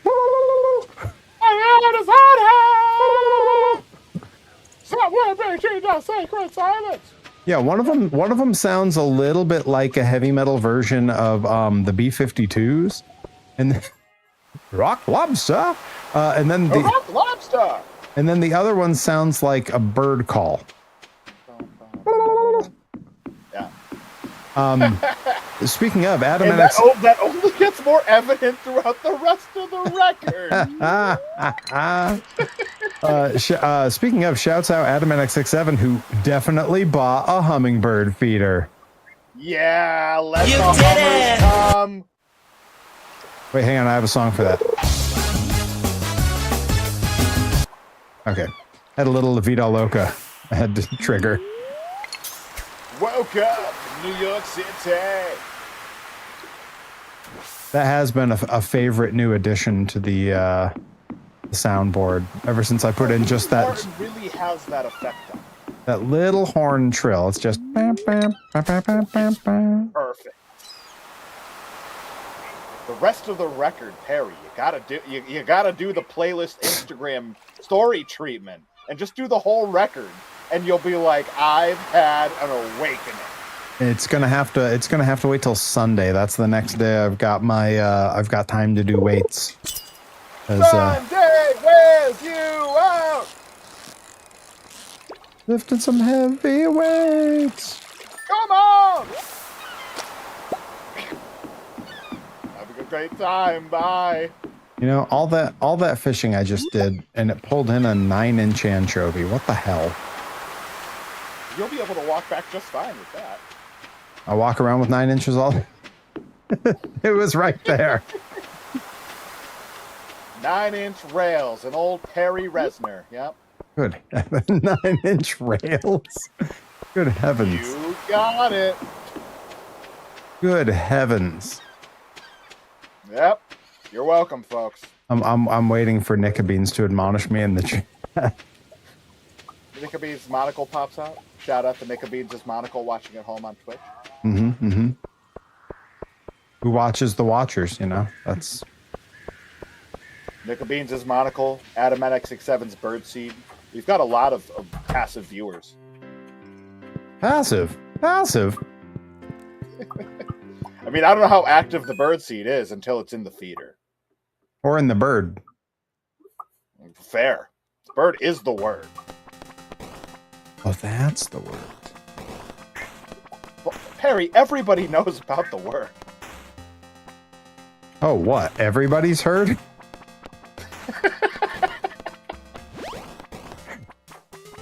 Everybody's heard that the bird... Oh, Lois, don't get him started again. Shout out to Seth MacFarlane. Watching at home on Twitch. He might be watching on the YouTube side. He might be watching Perry on VOD. He's watching on YouTube. He's getting ignored in the chat. Yeah, I do not have the bandwidth to keep both open at once. I've got him. I mean, if he's in mine, you know, Seth, you can hop on over. We've got the dual chat. I got you. Yeah, Seth, if you wanna hop into the Discord call, he can catch you on the line. Oh, we'll see you there. Yes. Come say hi to the people. Shower the people you love with love. Show them the way that you feel. Shout out to James Taylor. See, now I just want to know what love is. I mean, don't we all? One of the all-time great clips on any vlog of mine was when Rip and Delmy hijacked me and brought me to that concert, and Foreigner was playing that, or Styx, or whichever band it is does that damn song, because I don't know classic rock well enough to know the difference. It was a sold out show. And ZPB, who was long between, as usual for poor ZPB, he was between several failed relationships. They're singing that song, and he is drunk as a skunk, leaning over the barricades, screaming the lyrics with it, while Delmy and Rip laughed maniacally at him. Made for a great clip on the vlog. He heard one guitar. Anyways. Wonder Boy. Secret of your power. Take us far away from the mucky muck now. Yeah, yeah. Now it's time for me to tell you about young Nasty Man, arch rival and nemesis of Wonder Boy, with powers comparable to Wonder Boy. Comparable to Wonder Boy. What kind of powers, you ask? I don't know. How about the power of flight? Does that do anything for you? Levitation, Torres. Mm-hmm. How about the power to kill a yak from 200 yards away with mind bullets? Mind bullets. That's telekinesis, Torres. Man, what a great album. Folks, Perry's next game could be Brutal Legend on Tuesdays once he's done with Psychonauts 2, because he does have that. It is Jack Black. Hang on, I have to ask. Reed Cooper, do you really not see the through line from Foreigner to Tenacious D? It seems pretty straight ahead shot. It's so obvious. They both have stars in their eyes. Did we decide that we want this whatever the heck it is? Hold on, I'm gonna check the collections area. Now you just keep that right above your head as you're doing. Okay. Bravo. All right. Yes, we do have that. Yes. Nope. So you can go ahead and sell that puppy. Oh, it's gone.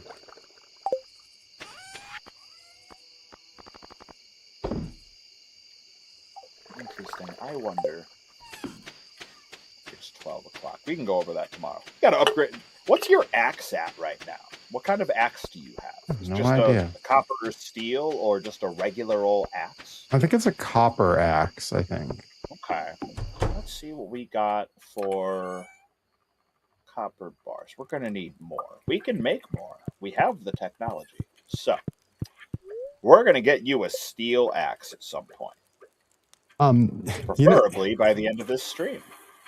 You know, Nicka Beans, I was actually just telling my dad about having gone to that Foreigner and Styx concert, because it hadn't really come up since it had happened like last summer or whenever the heck that was. I think it was last summer. It hadn't really come up, so I hadn't really mentioned it to him, and I was telling him about it and telling him how like it was so surprising to me, because a lot of the classic rock stuff, like, you know, unless it's like one of those legendary, like the truly legendary bands like Queen or something, like Led Zeppelin, unless it's like one of them, like a lot of that's all just, yeah, to me it's all kind of the same band that you could just roughly call classic rock. Like I don't know which band does which thing. And then at the Foreigner concert, because I was like, I don't think I really know any of their music all that well, so I pulled up the set list, because I was like, I don't care if there's spoilers. I looked at the set list and I was like, oh no, I literally know every song they're gonna do. Yeah. I just had no idea any of these songs were Foreigner. So what you're saying is it felt like the first time. It felt like the very first time.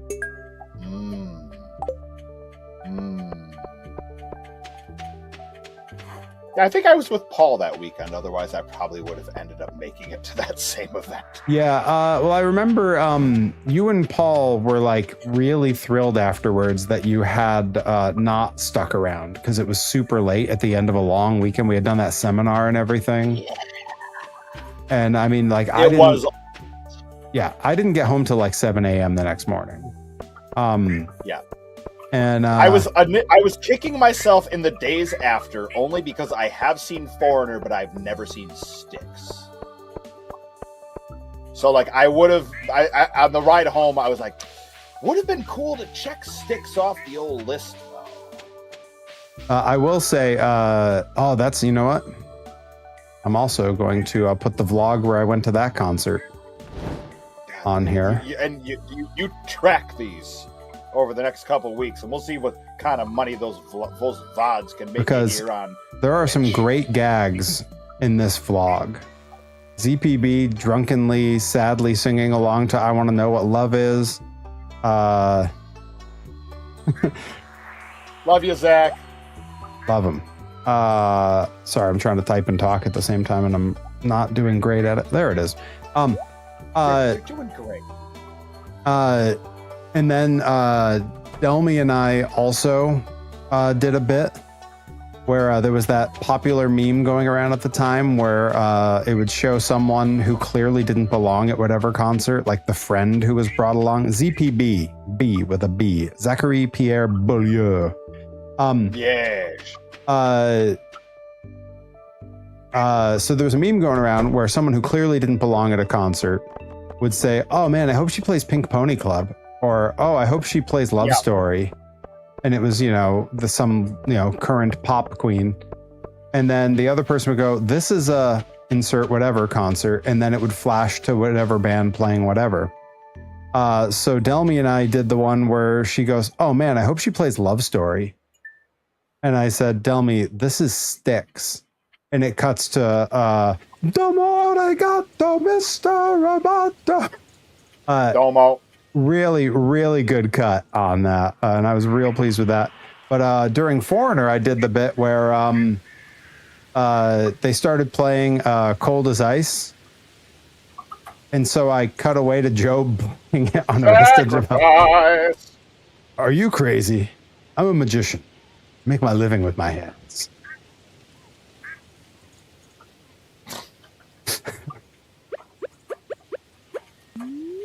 Shout out to Will Arnett watching at home on Twitch. I never have. You just love the Twitch viewers, don't you? Oh yeah. Look at Banner, Michael. Look at Twitch, Perry.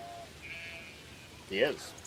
Oh, yeah. So Reed Cooper, you did exactly what I did when I first heard that song. The first time I ever heard that Foreigner song, I was like, "This is the Dana Carvey bit. Why are they getting the words wrong?"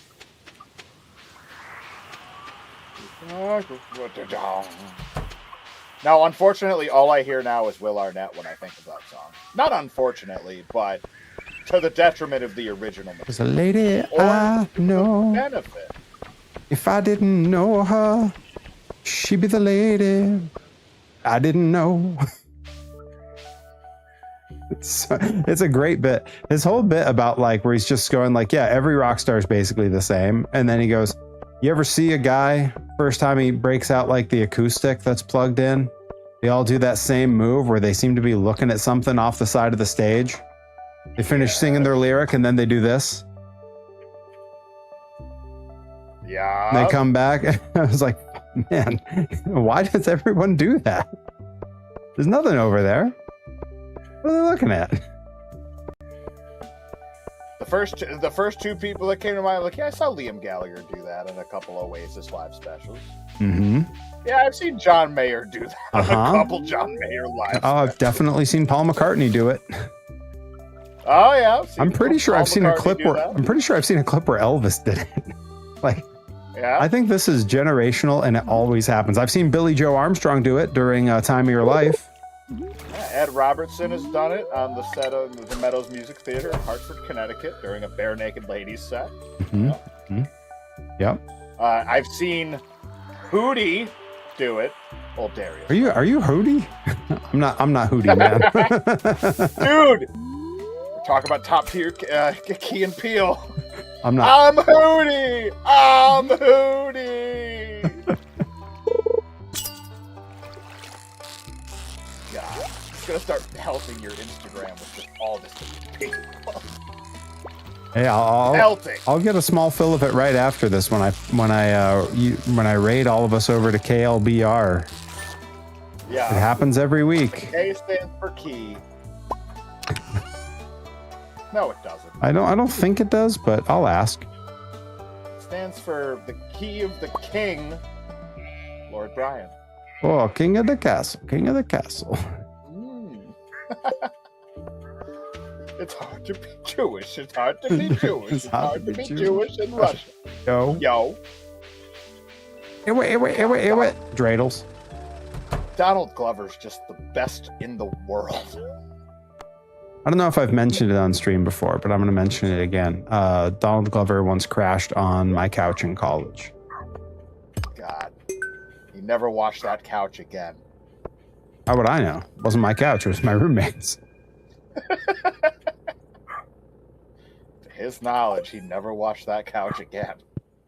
I don't think he still has it, but it was in the apartment I shared with Herobotic. So I just can't. You imagine getting rid of that couch, or even having the conversation to get rid of that couch? Do you know who slept here? So at the Punk Rock Museum in Las Vegas, there's a couch that they have that I forget what record label it was, but it's one that Fat Mike bought not long ago. That was like, it was going out of business, and he was like, oh, well, I'll just buy it and, keep it afloat for the young artists that are there. I don't really, he like let all the older bands that had been on it, he let them buy the rights to their stuff back for like dirt cheap. And then, like basically he let them buy it for whatever the lawyer fee was to write the paperwork up to make that official. And then he kept it going for the young artists. And when they were clearing out the old studio that place owned, he was like, well, we'll get rid of this, we'll get rid of that, and like, I guess we'll keep this. This is useful, and going through everything. And he was like, oh, well, let's get rid of this ratty old couch. And everyone gasped and was like, no, you can't get rid of that couch. And he was like, okay.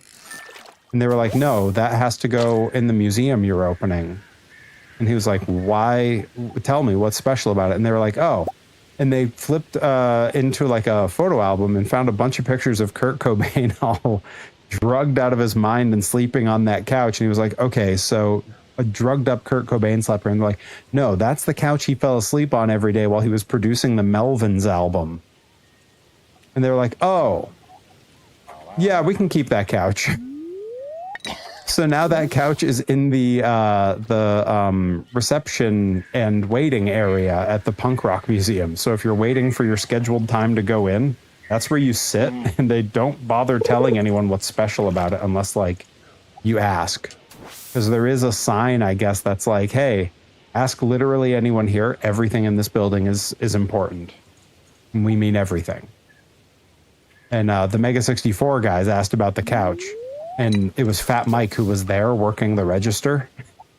And he was like, I love that. Yeah, he goes, oh, I can tell you what's special about the couch because I'm the idiot who almost threw it away. Yeah, apparently Fat Mike just hangs out at the museum. Like, that's just what he does now. I can see that. Yeah, I mean, he runs it, and that's really all he does now is run that and a couple labels. Just curates every little thing that comes through it, and it's all, everything that gets announced by them now is kind of sick. Yeah, dude, it seems really cool. Like, there's not a lot of things I would want to go to Vegas for. Especially not right now. Right.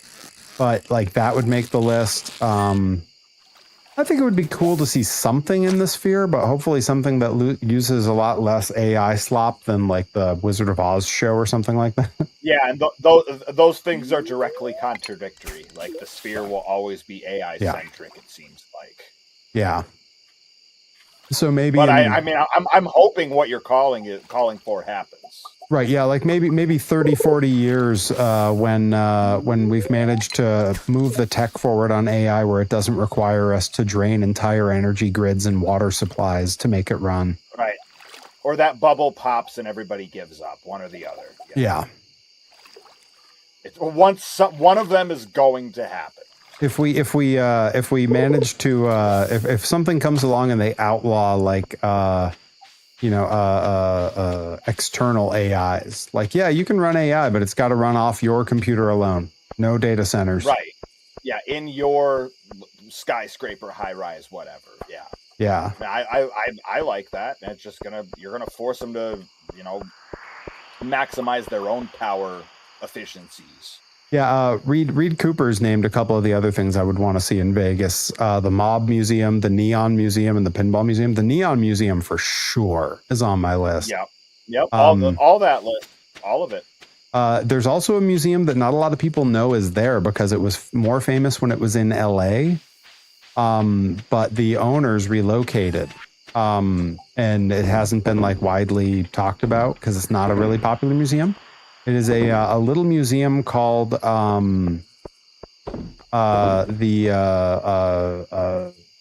is it? The Velvet Painting Museum. That wasn't where I thought you were going. Yeah, no, it's It was definitely that museum bit that you told me about in California. No, that remains where it was. Okay, that's why I started leaning forward. I'm like, wait, if they move that to Vegas, that seems genius.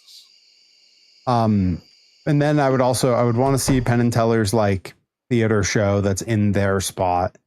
Well, just text the guy; he'll invite you. I know. People think that's a funny joke.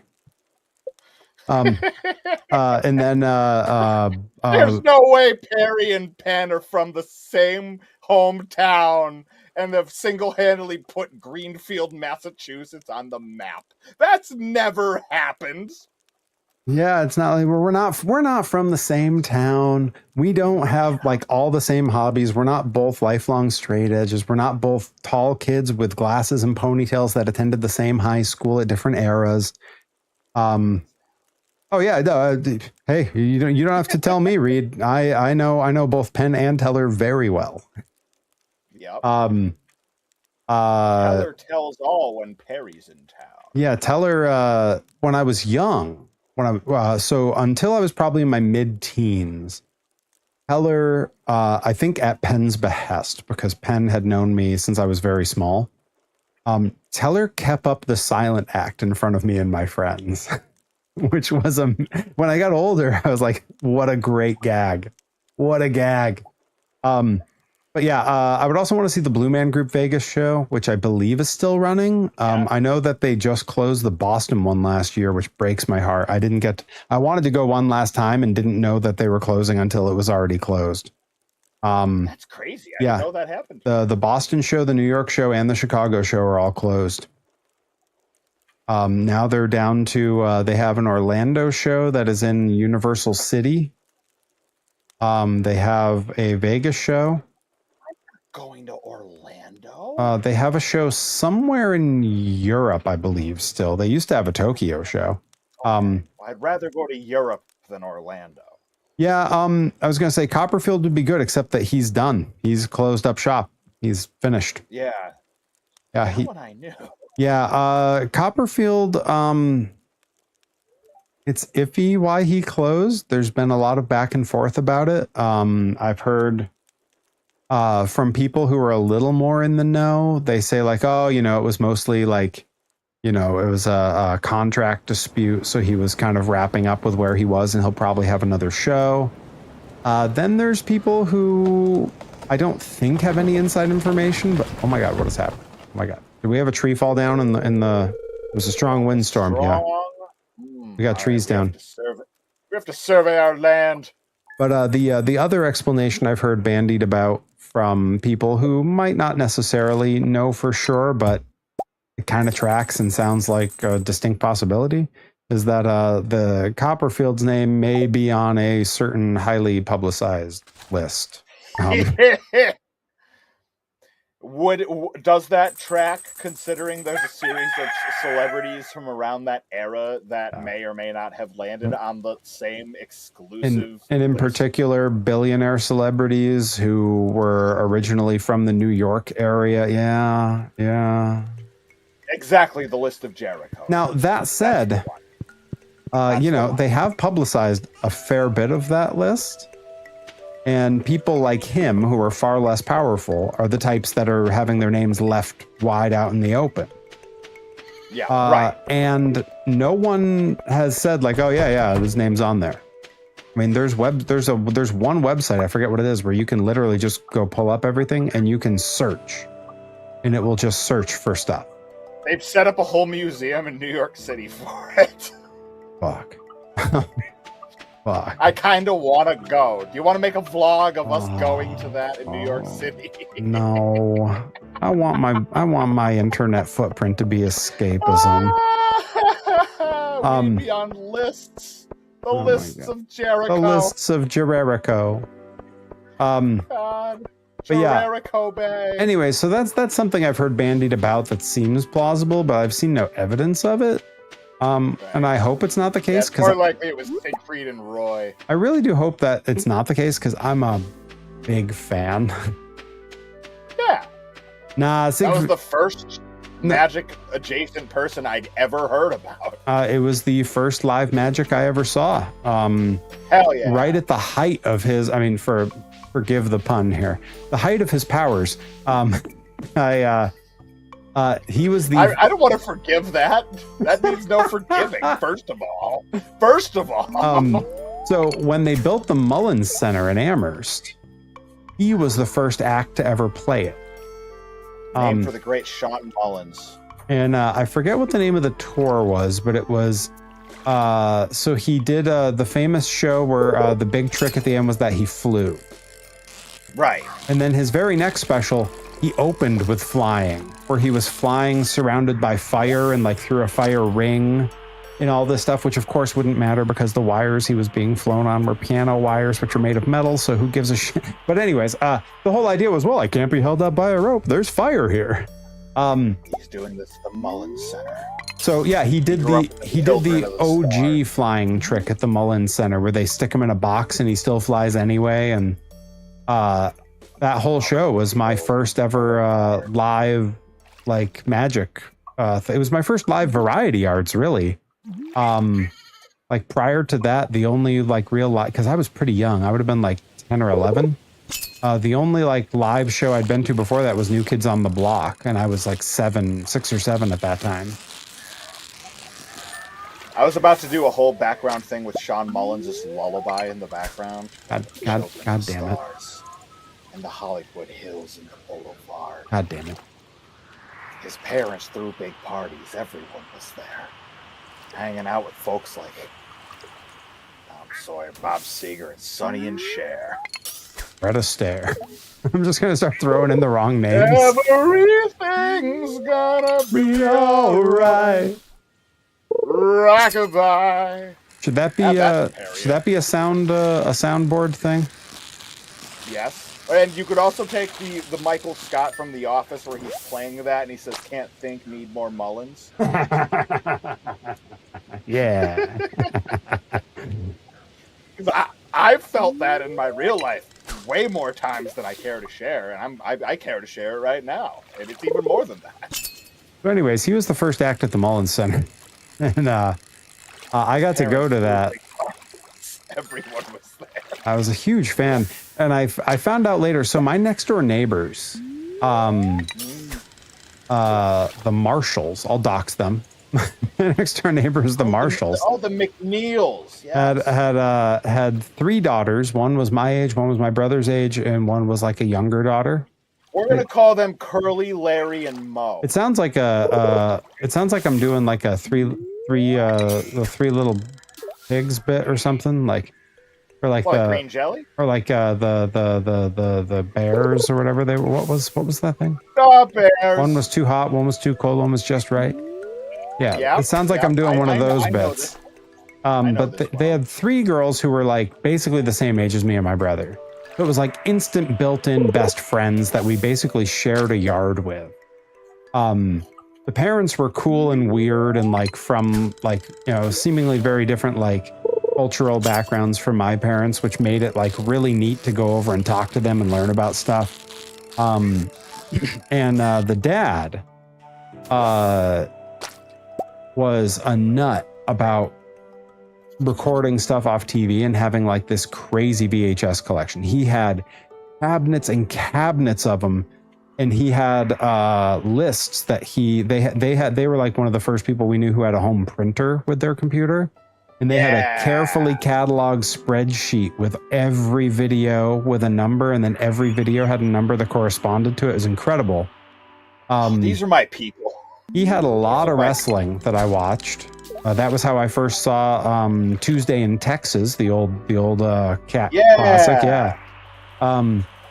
And so I would borrow some of their videos. It was like having a video lending library next door. I would borrow those and watch them. But I found out that the wife was a big David Copperfield fan, and she had every special that he'd ever aired to that point.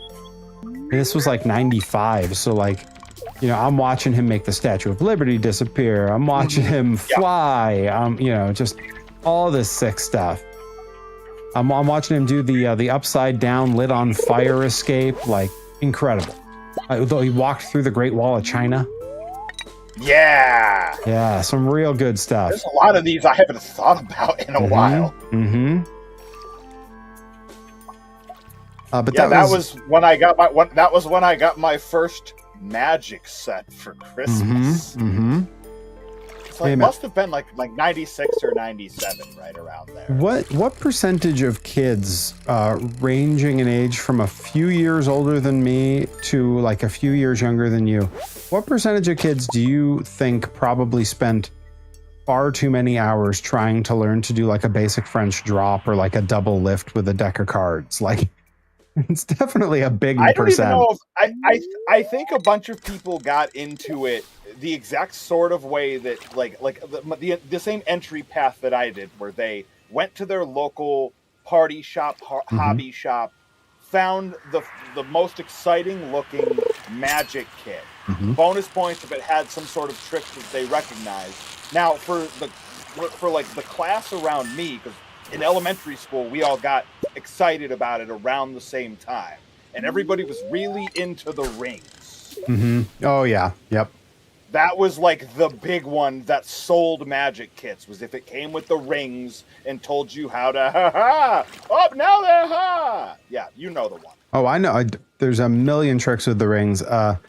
So just, they're together, they're separate. We mentioned Penn and Teller, and like that's sort of like my inlet to a lot of this. For years and years, Teller would insist that they could find some interesting take on the rings. And Penn always, I think maybe kind of rightly, told him, no, that's terrible. That trick is terrible. There's never been a good version of it. Like, let's not. But for something to plop in a Magic kit and just sell to people and show them, it's the equivalent of like putting the cup game in a Magic kit, which also is included in many a baseline Magic set, is like, well, here's a little bit of 101 sleight of hand. Like, I don't like giving spoilers before the all day streams, but I think can't really recall, but I think in my pre-show playlist, my heavily curated pre-show playlist, there might be a version of Penn and Teller's Cups and Balls. Hell yeah! Which like is to me maybe the ultimate kind of expression of what Penn and Teller do in Magic. Yep. You know, it's as a kid, this was like the very little taste I ever got of Penn and Teller was like pre-novelty anything. So like I was only accepting things on a base level, and it was kind of the same thing as we've said before, where like I saw it in the single digits and I just didn't quite get it, or there was a level to it that was just a little beyond me. Yeah. Then I went back and watched it in my teens or my early 20s or whatever. And I'm like, okay, well, I have more of an attention span now, and I like this a whole lot more. Yeah, I was definitely like really getting my first real bites of Penn and Teller, like in terms of what they actually did on TV and their like specials and stuff. I would probably been 10 or 11, and you know, right on the cusp of really being able to understand things on a deeper level. And that would have put me around like 8-ish, 7-ish, somewhere in that ballpark, wherever it was. well, So yeah, I hear that. what That was makes interesting sense. was I remember watching their stuff and going like, yeah, like I was only getting it as a genuine thing. To me, there was no, I couldn't find the level that was like detached irony or anything. You know, there was not, I wasn't understanding anything that was like meta or inside baseball stuff. Yeah. And what I've come to learn in the years since is that's because that level doesn't exist. They are 1,000,000% genuine in what they're doing. And the only levels of irony that there are to get, they deliver in such a over the top, obvious, like, hey, we're being ironic right now kind of way that even as a little kid, that I definitely understood. And that's something that listening to the podcast, Penn's podcast, I've learned is like, that's one of their things that they were like, yeah, the reason we both hated Magic when we were like in our teens, even though we dedicated so much time to it, was because everyone was so shitty. Like everyone was just shitty about stuff. Like, you know, it was that Jerry Seinfeld bit where he says, oh, you want to know what every Magic show is? It's, hey, look at that. There's a quarter behind your ear. You're an idiot. Oh, no, now it's gone again. You're an asshole. And like, yeah, that sucks. I don't know if have you ever heard of the movie? Well, you probably have. The Incredible Burt Wonderstone. I have, and I don't know if I've actually watched. I feel like I must have, but I can't really recall much of it. That's one that you'd probably get a lot more out of that movie than the average person, because reading about the inside baseball bits that, because yeah, it's like Jim Carrey is the equivalent of like one of the magicians, and then they've got like a David Blaine upstart type. Like it clearly like is tongue in cheek, like Magic retelling with a whole lot of grandiosity attached. But I feel like there's a whole lot of bits and jokes in it that I probably wouldn't have gotten without research, whereas you would probably get right off the bat. Yeah, you're probably right, and I'm pretty sure that I watched it. I just can't really recall it that well now. So I may have to give it another watch. I'm going to send the trailer so that we have a bookmark of this conversation. Yeah. But yeah, that's it's been really interesting to hear his perspective on that, where he was like, yeah, you know, all Magic was just some badly dressed older guy in front of cheap Mylar, you know, with some poor woman that he treated badly, doing the worst sleight of hand imaginable to like shitty white boy Motown knockoff music. And they were like, that's the only thing we never want to be. And so they have one bit that they do that is very cheesy and obviously meant to parody that. And that's the only reference to that they make. And then everything else they do is done in such earnest that it really makes it for me. Let's see. Reed Cooper says, one of my favorite illusions they ever did was the Upside Down act, because it's one of the only things I still don't understand. I have questions, Reed. I want to know, is it that you don't get the bit? Steve Carell is the lead. Thank you, Reed. Yes. In Burt Wonderstone. Oh, that's right. I did know that. Reed, is that to say that you don't understand how they did it, or you don't understand why it's supposed to be funny? Perry, you should be charging bits for that if you're going to be telling them how the sauce is made. I mean, I don't they give it away. It's in the trick. It's the point. But if they don't know that, even though they've been told that, you could make bits off of telling them that. I don't feel right making bits off of giving away Penn and Teller's secrets that they gave away. Listen, one Greenfieldian to another, okay? It's true. I don't understand the actual physicality of the illusion, even when they give it away. Oh, that's my illusion, Michael. Where's my illusion bit alert? Something a whore does for money. Where's my candy?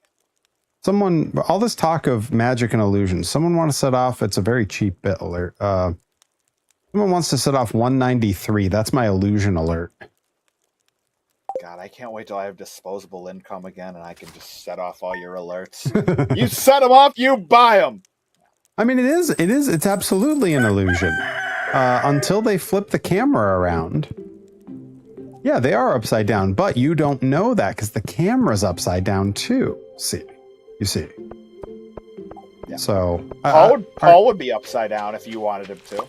Are you?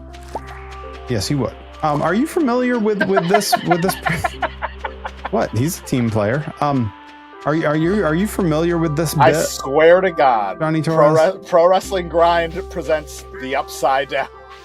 Oh, that's and not it's bad. just the whole show, but it's upside down. That's not bad. Johnny Torres, all of you are still wrestling up, right side up. Johnny Torres, are you familiar with this bit?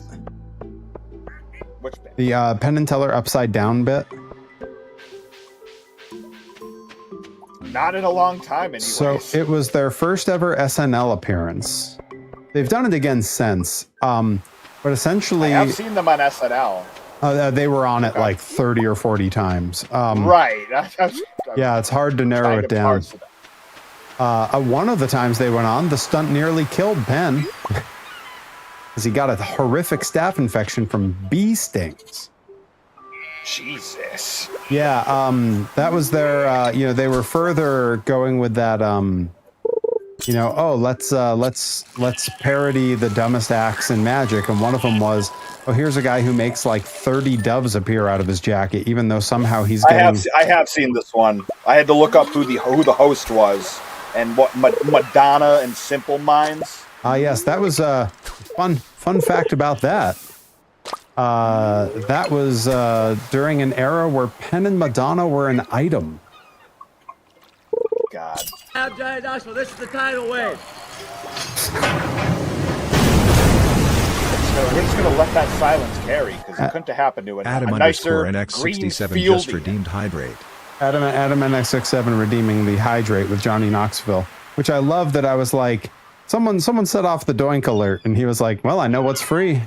Here's Johnny Knoxville. Gonna say that's like the most 80s thing you can do is put off set off a hydrate the moment somebody mentions Madonna. I finally made it through med school. Somebody fell in love with a beautiful stranger.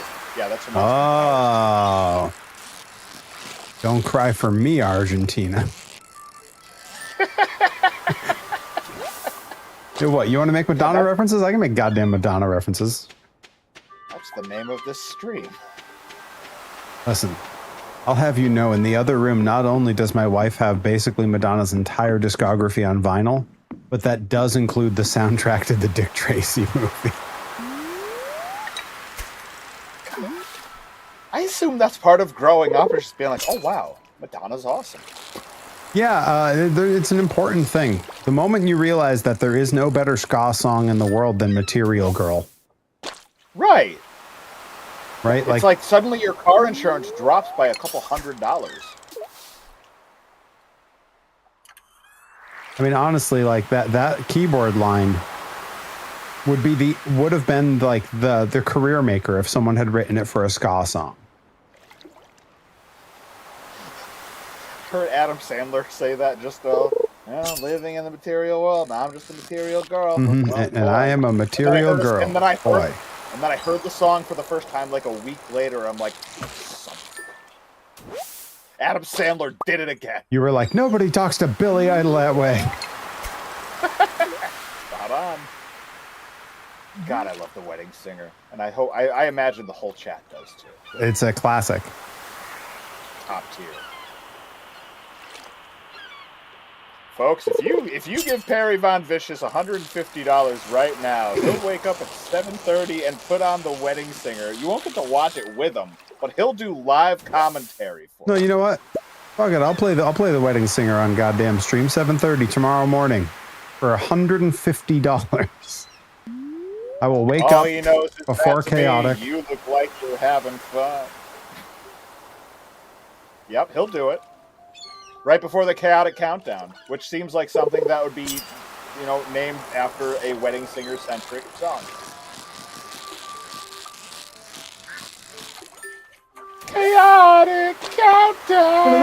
Da-da-da-da. Da-da-da-da. We're We're living in Lowell. We're coming to Lowell. With Chase Del Monte.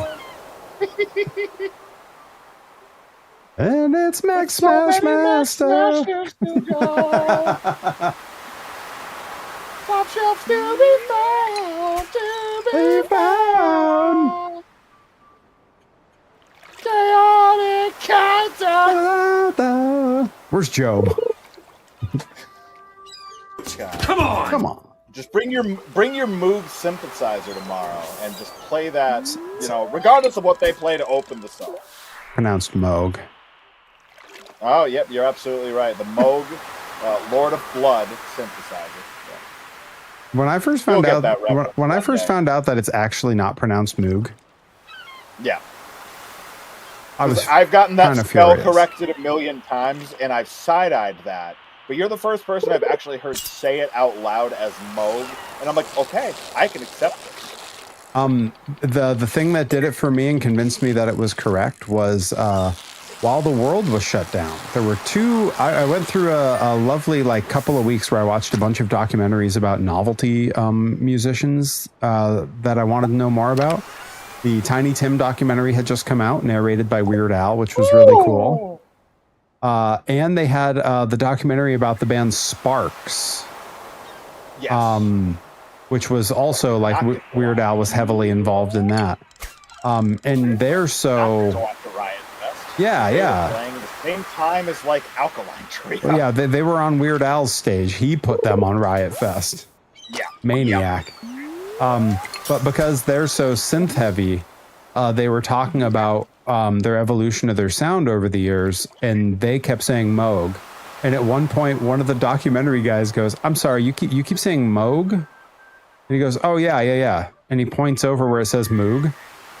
And they're like, "Isn't that Moog?" And he goes, "No, common misconception." And I was like, "All right, well, he knows."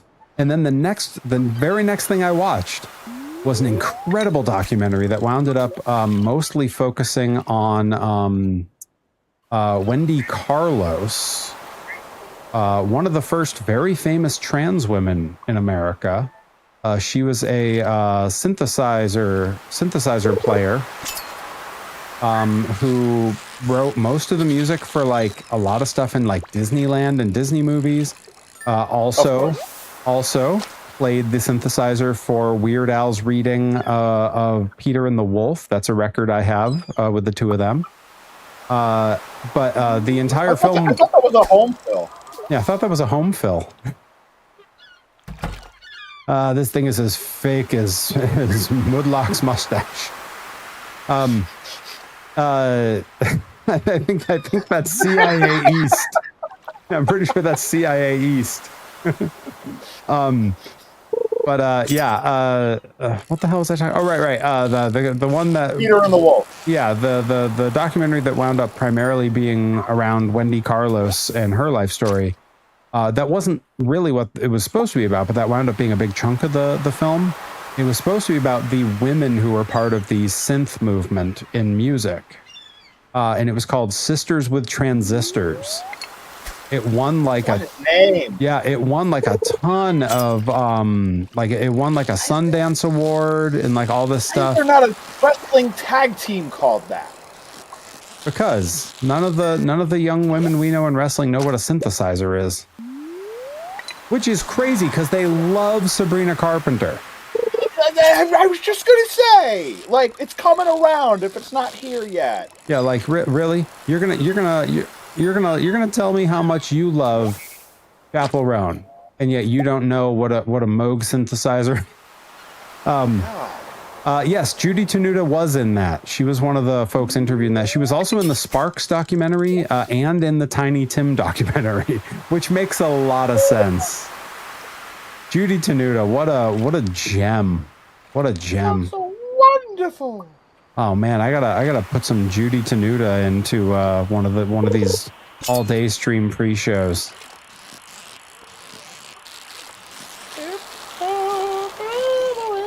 Anyway. She definitely did not date Tiny Tim. Tiny Tim never dated anyone who was famous. although his first wife got very famous. We've talked about this before, I believe. But he was dating just some girl and announced that they were getting married while he was on the Johnny Carson show. And Johnny Carson invited them to get married on the show. So they did. And at the time that it happened, now remember, Tiny Tim is a weird, like... Would you like to get married on my show? That sounds wonderful. What a wonderful idea. Tiny Tim was very much a novelty, like, outsider art persona who had just somehow wound up to be, like, kind of a little popular on late night shows because he's a weird act that was good for that. Right. That wedding was so talked about and so publicized that at the time of its airing, it was the second most watched thing in television history. The number one, the only thing that beat it was the moon landing. I can see that, yeah. So that's how and I believe to this day, when you account for inflation of population, that still holds, where the number one thing most watched was the first manned moon landing, and the number two most watched thing in television history is Tiny Tim's first failed marriage on the Johnny Carson show. Yeah, Tiny Tim were so concentrated. It was such it was just different with how now you have to take in all of these spread out sources of viewers, add them all together, equate for differing ad times. Even given that, part of the reason it was so watched. And this is something Weird Al talks about with why he was so happy to let his record deal end. We don't have a monoculture anymore. Right. It used to be everything had to come through sort of the same funnel to everyone. So like the top 5 artists that you thought were the most popular were probably the most popular. Now, until he was on WWE, I'd never heard the name Bad Bunny a day in my life, and he was the most streamed artist on the planet. Right. That's just how the world is now. It's not a monoculture anymore. Everything's very splintered, which is great. I actually think it's a huge improvement. But it does mean that moments like Tiny Tim's marriage or like Weird Al being able to say like, oh, this is the right song to parody because the whole world knows it. I think those days are gone. Yeah.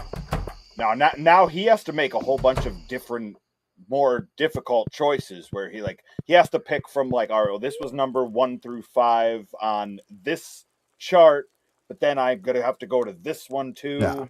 Well, and it makes sense because he has not released a parody since his last album, which was over 12 years ago.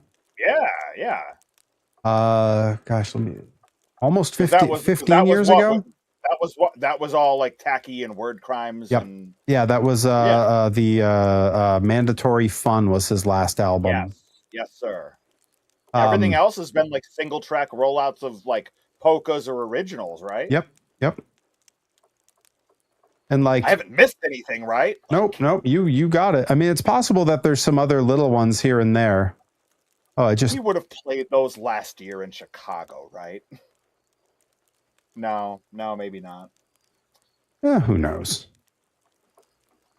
He didn't play Skipper Dan, and I was ready for that. So, I mean, anything could have happened. Who knows? Maybe I'll do Skipper Dan for karaoke this Saturday on the live stream, folks.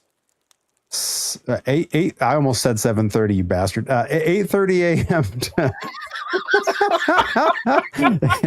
8:30 a.m. to 11 p.m.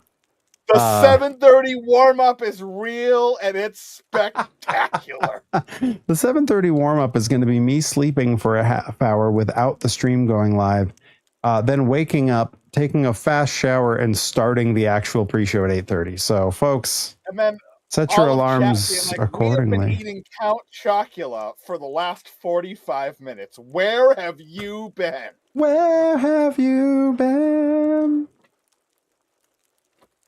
I won't ask why. It's the whole chat. They say they need me. Tell me again. But if you love me, where have you been? Oh, OAR. What a great band.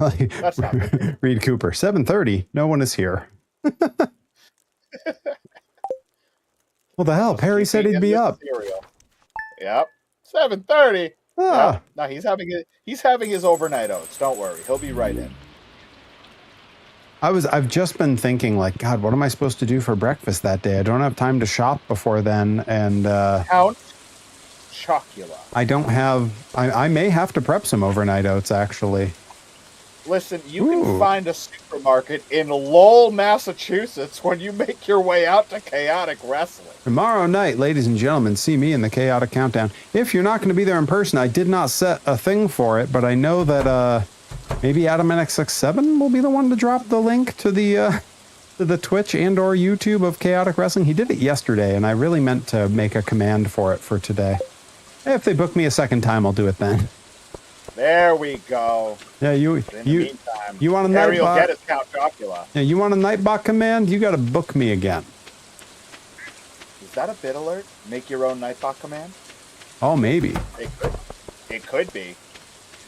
Maybe. Folks, if you dedicate enough bits to this effort, Perry will create a bit alert for you to be able to create your own bit alert. Folks, when you tune in on Saturday, we are going to have brand new goal. Thank you, Adam NX67. Look at that. Look at him go.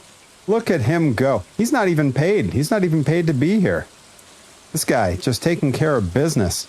You did it! Where's my Ricky Martin?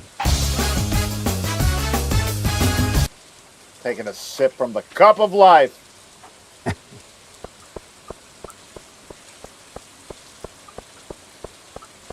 Yeah, be sure to tune in tomorrow night, see how I do on the Chaotic Countdown. I'm pretty sure I'm going to win.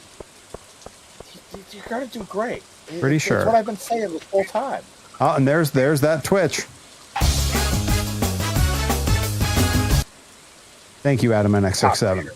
Top tier. I will be dropping those links into the Discord tomorrow before I leave on my way to the booking. Chaotic broadcasts all live on Twitch, yeah? Yeah. Yeah. They're live on Twitch and live on YouTube. Are you following them yet? You probably should. And then when you tune in, tell them Perry sent you. You know, come to think of it, I don't know if I'm following. Folks, I am a professional. Yep. Pro gamer, pro Yo, wrestler. Adam NX67, hell yeah, I see that. I see you dropping your... Pro modeler, pro figure builder, you name it. Ba-da-ba-ba-da-ba-ba.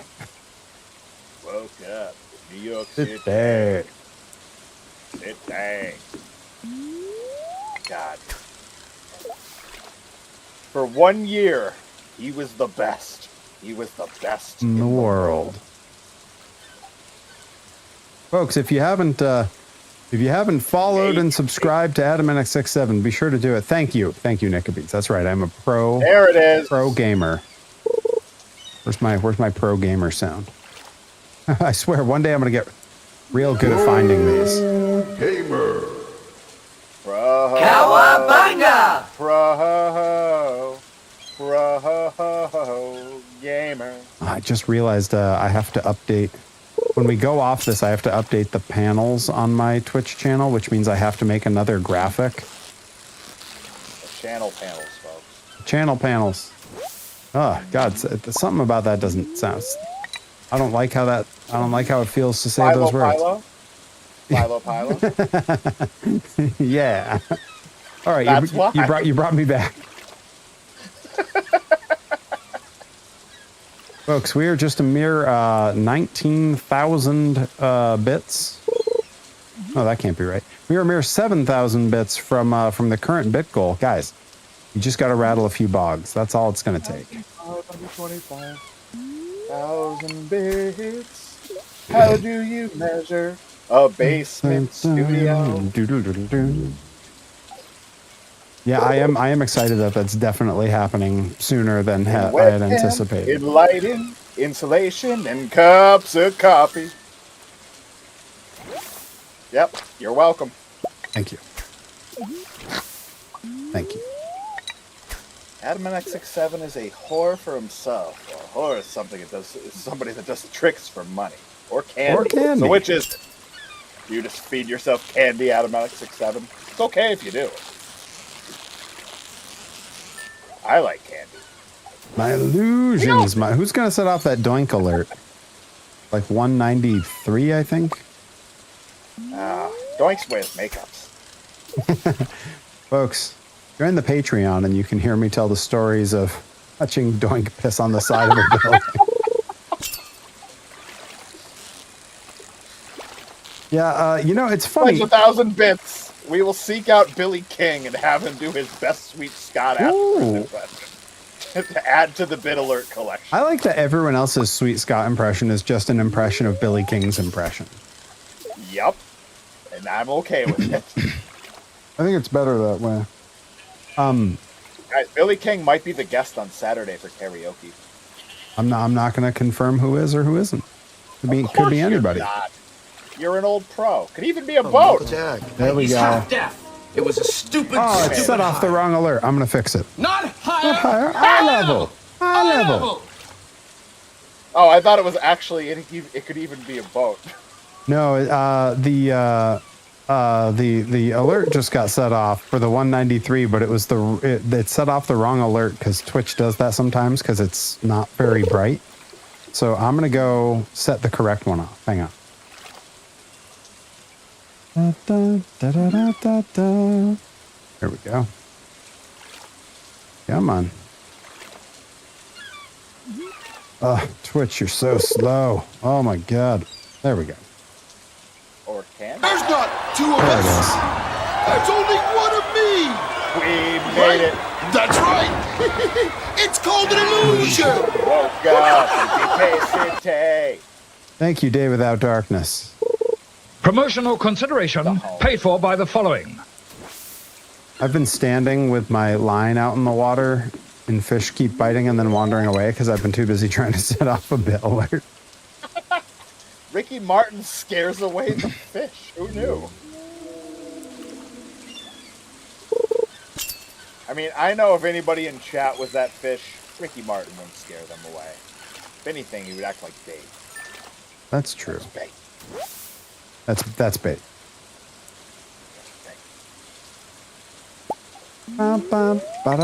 Where's my Ricky Martin?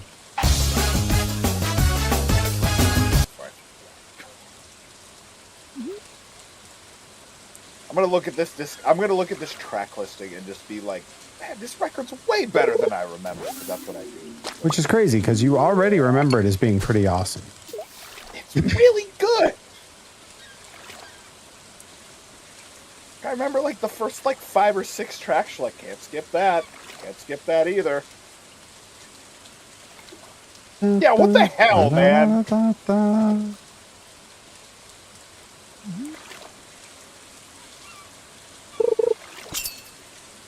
Oh yeah, and then the last 4 tracks are all in Spanish, and like you've already heard the originals, and 3 of the last 4. There's a B-side on it, as you do. It was a different time. It still had B-sides. I know, and it was on CDs. Like, you didn't even have to flip that thing over. It's not even a pay-per-view. Not even a pay-per-view. All right, so we're gonna send that. And then I'm also going to send you the Enrique Iglesias album that came out around the same time, because if we're in that genre, you might as well have a basis of comparison.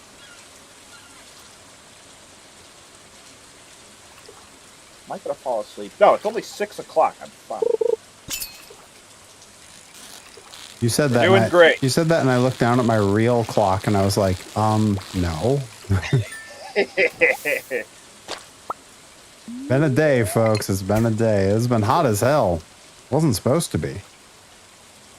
I got home from work, I ate something, and I got on this stream. So if the form is rare, yeah, it's been lightly cooked throughout the day. Yo, I went outside when I knew it was hot and did my cardio outside for an hour. And didn't realize till afterwards when I was putting the clip of the jump rope portion on my Instagram that it had been like over 90 degrees. And I was like, ugh. Came inside and I have not stopped sweating since. Yep. That's the story of today. It's a sweaty day. Sweaty damn day. Yeah, that's the one. Adam and XX7 still going with lyrics down in the. Are those Ricky Martin lyrics? What are those? Well, oh no, it's Bonnie Tyler. R.I.P. If you saw the news, Bonnie Tyler passed. I did, yeah. Real shame. Although that was how I found out. That was how I found out that she was Welsh. Yep. Because that's like the headline on everything, and I'm like, I don't know that you need to qualify where she was from. Like, she's just wicked famous and a singer. Like, I don't recall a lot of headlines that were like, American pop star Michael Jackson died. Yeah, like, only in the European press or something would you ever see that. And even then, probably not. But yeah. I can't also claim to know what the headlines were the day that. I definitely don't think they bothered to qualify it. Yeah, I mean, for him, you could just say King of Pop. Certainly. Like, and it takes up way less room.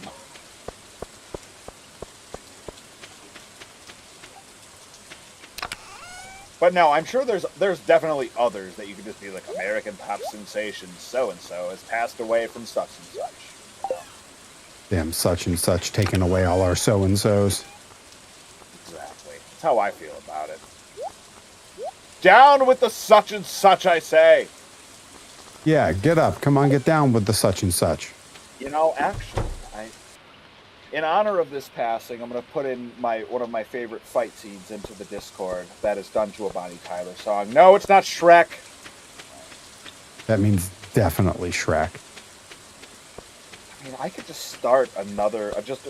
Everybody add your favorite Bonnie Tyler-based fight scene. I thought you were going to say everyone add your favorite Shrek scene. I'm not mad if it just devolves into that. Or everyone, please add your favorite Shrek fight scene. Anyways,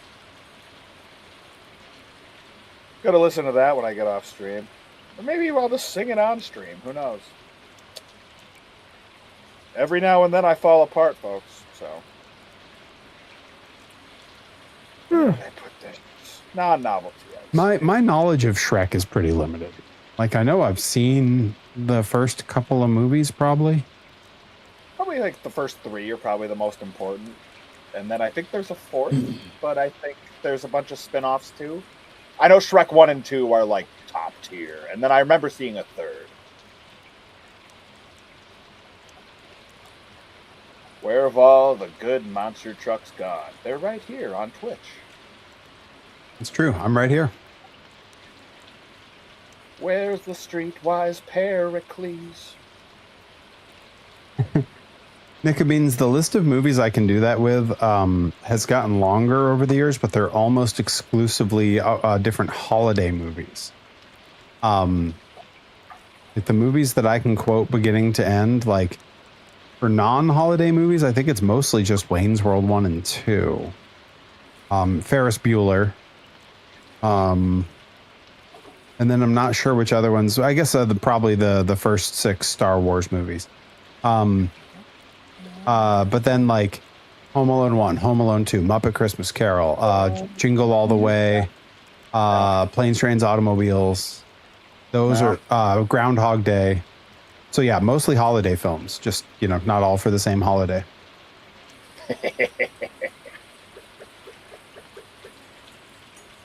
I like that it's diversified. Yeah, I will say in our house we forever, like when we were younger, we were always like, oh yeah, Halloween. It goes Halloween, Christmas, Thanksgiving, and then whatever for the rest. That was our holiday hierarchy with me and my wife. Now I believe it probably goes Groundhog Day, Christmas, and then maybe Thanksgiving, and then all the rest. Sleep in the yard again. Dang it. Dang yard sleeping. Our soil is so well tilled, it's just made for sleeping. I'd rather have well-tilled soil than a well-soiled till. Ain't that the truth? I'd rather be dead in California than alive in Arizona. You know, if Lucille Bluth ever said anything that's 100% spot on, that's it. Yep. And I mean, I could only picture myself going to Arizona for about a 2-week span to watch Major League Baseball spring training. Oh God, you could do it in way less time than that. Sorry. You could do it in way less time than that. Was very professional of me to just talk through a yawn. But everybody bounces in and out of there. Like they'll do like their couple days / 5 days, whatever, and then leave, and somebody else comes in and plays a whole bunch. So like, if I wanted to see a bunch of teams, I'd probably stay out for around 2 weeks. Now, would you just be like, screw it, I'm gonna spend wildly here and get myself like a box to watch from that's air conditioned? Oh no, those fields are the most mediocre. Oh no. So they don't really have box. Oh, so you're just baking out on a bleacher. Yes. Or in like yard seats. Okay, well, hanging at the meadow. Hear me out then. Would you spend lavishly on a big floppy sun hat like a gardening lady? I mean, yes, I have one of those already. Yeah, me too. It has the Colorado Rockies logo on it. Mine looks sort of like a cross between a big floppy gardening hat and a fisherman's hat.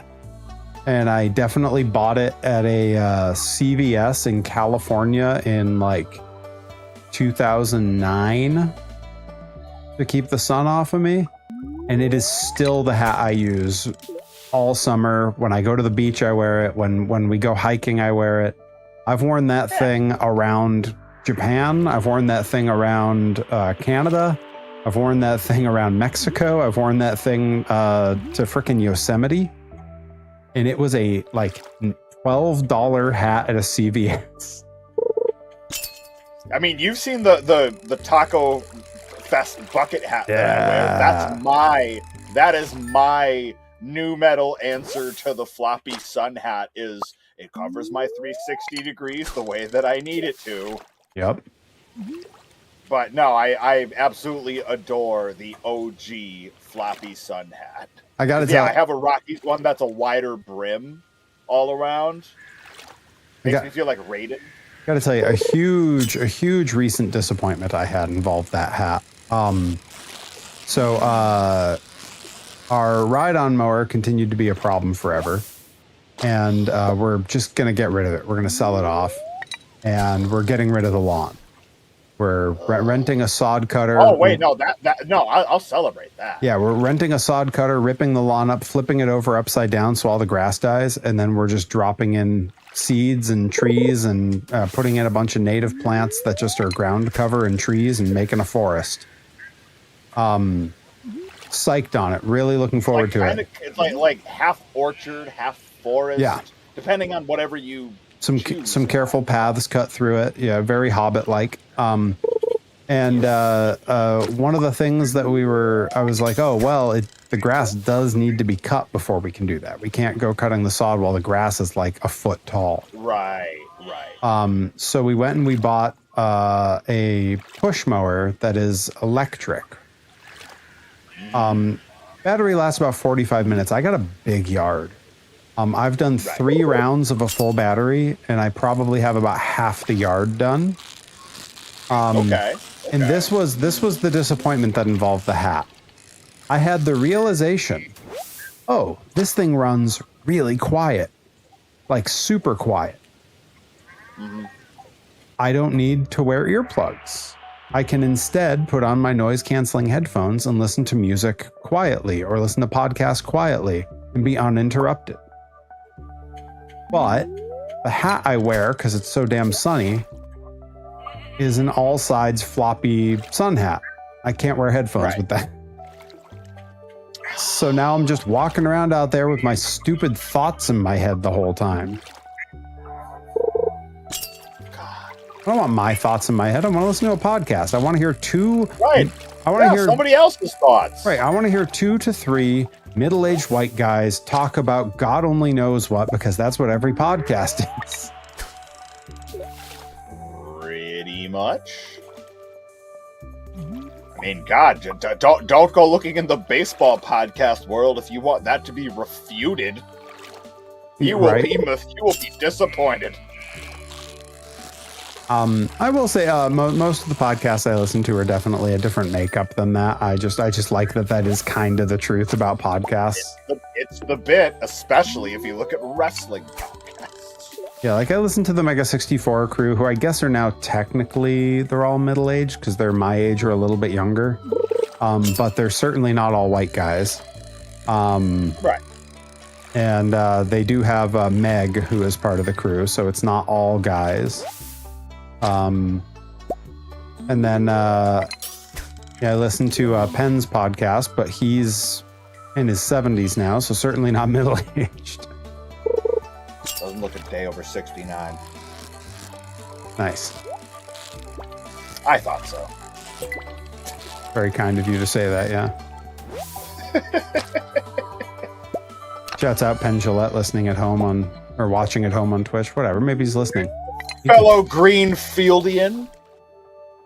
That's I don't know if that's the term. I assume it must be. Shout out to all of those watching at home from Greenfield, Massachusetts who do not identify as Greenfieldians. That way we include everyone. I remember so when I was getting toward the end of high school was when Wait. What was the mascot? For what? For Greenfield High School. Oh God. What was the mascot? An ocean wave called the Green Wave. Shout out to all you green wavers watching at home on Twitch. The heat waver, Bill Dotreve waving on the side of the highway and getting sunburnt. The heat waver. The bulldozer. The bulldozer. Why do you keep calling me Bill? Girl. And Bill Dotreve rules. Shout out Stephen Root watching at home on Twitch. He's unbelievable. I like that he's getting his flowers now because he's on that Bay Window show. He did that. He did Barry. He was awesome in Brooklyn Nine-Nine. Like he hasn't had like much of a stretch where he just didn't have work. He's the only really quoted character from Office Space. Yep. Which I didn't know that was him. Yeah. Yep. And it's literally just his face.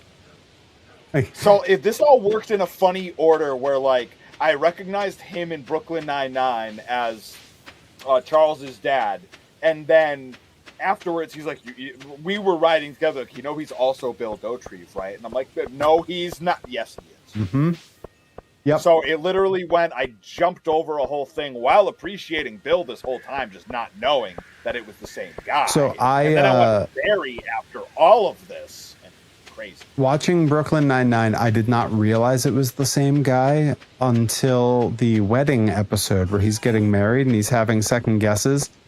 And they're like, what? They ask him what's wrong. And he goes, oh, I'm just sitting here second guessing every decision I've ever made in my life. And he says it just like Bill. And I was like, wait a minute. And I hit back on my, I think it was on Disney Plus. I was watching it on Hulu at the time. I hit back 10 seconds and it played that line again. I go, no. I went straight to Wikipedia.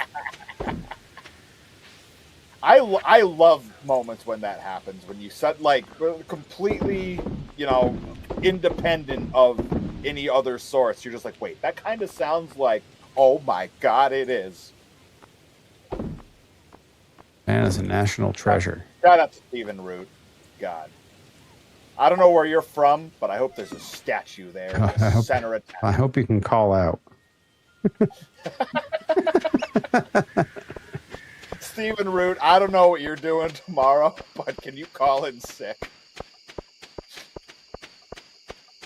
I'm telling you, Groundhog Day is not appreciated as much as it should be. No. no, it is not. And I just watched the Who's the Boss episode of Community yesterday. So yeah, I'm freshly on that. Now you did watch some of or all of, I can't remember, Silicon Valley, right? Probably about. I think this last run I made it about 2/3 of the way through before I. Did you make it to where he? Record yet. Did you make it to where he shows up? No. Oh man, he's so good. He's so good. I still have it, and I've eyed that show again because I've made it. The last time was the farthest I made it through. And then something else, as it's happened 5 times prior, has just interrupted the flow. But this time, I think I can pick up towards the end of one of the seasons without having to be brought back up to speed on everything. Yeah, I'm definitely due for another run through of it. Because it was like whatever HBO or Showtime or something. Yeah, I don't have access to it on streaming, so like I have it all downloaded somewhere. So at some point I'm going to give it another run because it truly is like one of my all-time favorite shows. I mean, everyone on it is just so good. And I got the urge also because I did an Office Superfans run through again and Dwight's brother. So. Yep. And also what's his name from the Orlando branch there. What's his name on The Office? He's a tall, skinny guy. Zach Woods there. Yeah, Zach Woods, because he's such a pivotal part of Silicon Valley. Yeah, he's so good. He's so good on that. There's at one point someone says. Him in Silicon Valley made me appreciate Gabe in The Office more. Same.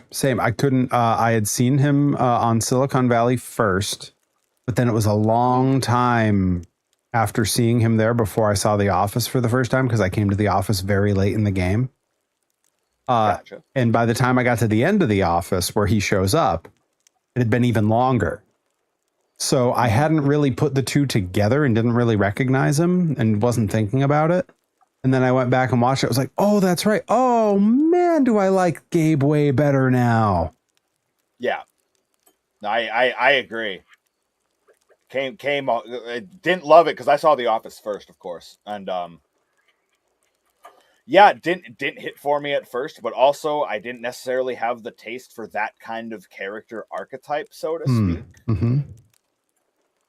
But, I mean, you watch enough between him and Jesse Eisenberg and Michael Cera, and there are to a lesser extent because he only did so many movies, but he had his own stand-up aura. Dimitri Martin, there was like just the lanky awkward guy era. I mean, Bo Burnham fits into that. Yeah. Top Shelf Troy went shopping with him. You did it. Well, he did more than that. They were like high school friends, like they were like school buddies. Right. No, but I know, but that's the funny way to bring him into it, because then people can come up to Troy and just be like, "Hey, were you and Bo Burnham buy together?" And he can just be like, "It was like striped collared shirts or something like that." Yeah. That's a very good Troy Nelson impression. I've had enough time to work on it. That's gonna be my trigger sound to do my impression. Striped collared shirts. Striped collared shirts. He digs into his rasp when he starts doing Bo Burnham to kick the thing off, and then he launches into his regular cadence. Last night I was frantically looking for something that I could put on and not really pay too much attention to while I was doing my treadmill time, because my headphones were dead, and if it's something I really want to pay attention to, I needed in the headphones to hear it well enough. Okay. Yep. So I went onto the WWE vault and just searched full events. And scrolled till I saw something that looked ridiculous that I don't ever remember watching beginning to end. And it was the inaugural King of the Ring is what I went with. Okay, very nice. And Mr. Hughes is underrated. Mr. Hughes, Ice Train, pick a time, man. Dude, when I was watching him in that match and I'm going like, I don't ever remember him moving like this. Am I just out of my mind? This is incredible. He's in there with Mr. Perfect and they had one little blown spot. And the rest of the time I'm going, how is this giant, massive man keeping up with Mr. Perfect? But anyways, so I always take a time lapse when I want to binge for him. First of all, just as a mild side note there, binge a whole bunch of like Ice Train, Mr. Hughes stuff like that. I will, because his get up and go is crazy. Right. That was what was crazy about it, and it was during that real loose ropes era of WWF. So he's just zipping into those ropes. He's hitting them. You know how everyone talks about like no one hit the ropes like Sean. He's hitting the ropes like Sean. Only he's like 400 pounds. Yeah. So I always take a time lapse when I do my cardio, and I do my cardio for an hour. So it's only the first hour of the event, but in a 28-second time lapse. Once it's all time lapsed down. And it's this big on an Instagram story. Right. And I woke up this morning to a message from Troy Nelson going, "You're watching 93 King of the Ring." How did you get that from that? Of course he knew. Like, I'm looking at him. You didn't even need to look at your story. I was looking at that story with the tiny little square zipping by, and I'm going. Sat up from his bed and just knew Perry's watching King of the Ring. He didn't even see your story. Honestly, like I was like, how could he possibly have discerned that from this clip? There's no way. But of course he did. Of course he did. His spidey sense was tingling, dude. Like, he's like, so Troy somebody knows when anybody is watching something between the years of 90 and like 98. He's going 99. Somewhere right now. There's a screen with Harvey Whippleman on it. I should be there. I better make sure Perry's okay.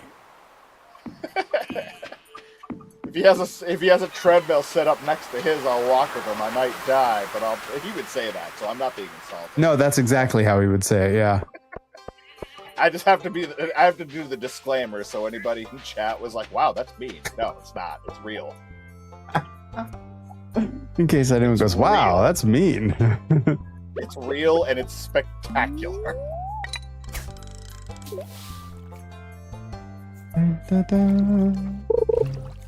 Troy Nelson is going to be the guest at the end of the all-day stream, by the way, folks. That's look, I'm not here to confirm or deny.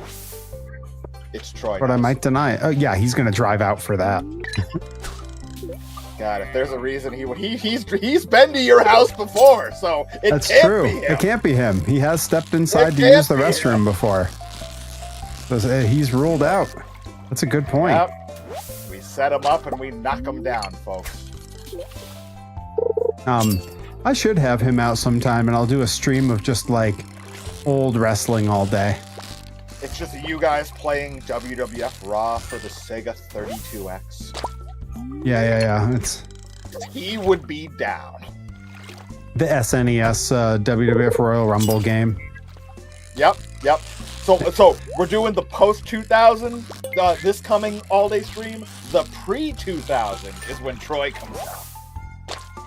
You would at least have to call in for a portion of it. I love that. Hey Troy, what do you know about Discord? He'd make it work. Man's a professional. Right. Troy, it's just like Zoom. I don't need another app. Troy, come on. All right. He doesn't even need the app. Go open the website. Website. I can send him a link. He'll be fine. He'll figure it out. Man's an old pro. You're right. Oh God, he's Hepburn.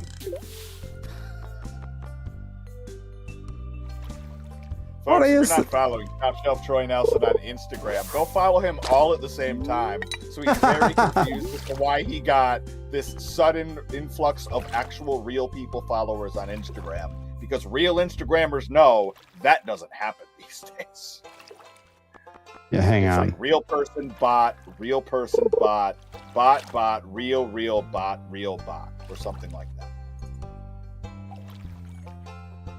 Yeah, if everyone who's actively listening in the chat could go follow Troy Nelson all at once on Instagram. There you go. There's his link. Everyone can go follow our friend Troy Nelson. He is not going to know what's going on. This is a free trip to Biddy City, folks, because this is a good bit. Great bit. Great bit.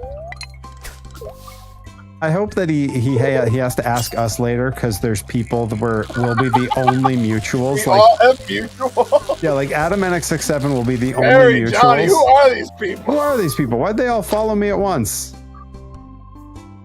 Oh, that's Troy. That's definitely Troy. I wears glasses. That's Troy.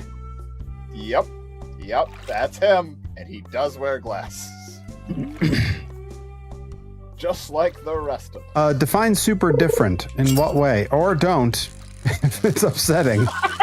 Now that I think about it. If you're asking, is he heavier than you remember him? Yeah, he is. If the last time you saw him was 2012, then yes. Yeah. I could see that, Adam. Yep. A lot of mutual folks, kindred spirits. So interestingly... yes, the 4 pillars of grind. Wait, hang on. Who are listed as the 4 pillars of grind? You, me, Delmy, and Rip. Well... Proper. I'm not going to deny nothing. I was going to say, that's my agreement, but like... I love that everyone's actually going and following him. This is great. This is awesome. Share it with your friends. Tell them to all go follow him too. This will be a really good bit. If we can Somebody drop that into Discord. Tell them to keep the bit up if they're not in this Twitch stream, and I am so happy. Yeah, genuinely, if we could get him like 20 follows in one night, he would be so confused. Because he does nothing. God. He does nothing to like... He never shells any of his stuff. Yeah, like to know Where that are all these people coming from? Yeah, to find They out he has must wanna social talk to media me. is hard. They must want to talk to me about duck pin bowling.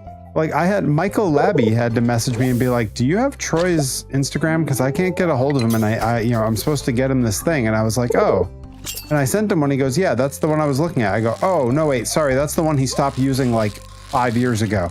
Here's his current one." And he goes, "Wow, I've never seen this account." And that's someone who's like a friend of his. Dude, whenever I tag him for commentary, I always use the defunct account, and I've been doing it for over a year. Beyond this awareness now, and I've been using Troy off the hop rope for a minute now. Just so like, oh, it has Troy in it. Troy, why don't you use the one that says Troy in it? Good bit. Thank you, Adam NX67. One of the true troopers on the Discord. What a mensch. What a mensch. Don't worry. Adam NX67's got me. Mama! It's time to plant more grass, isn't it?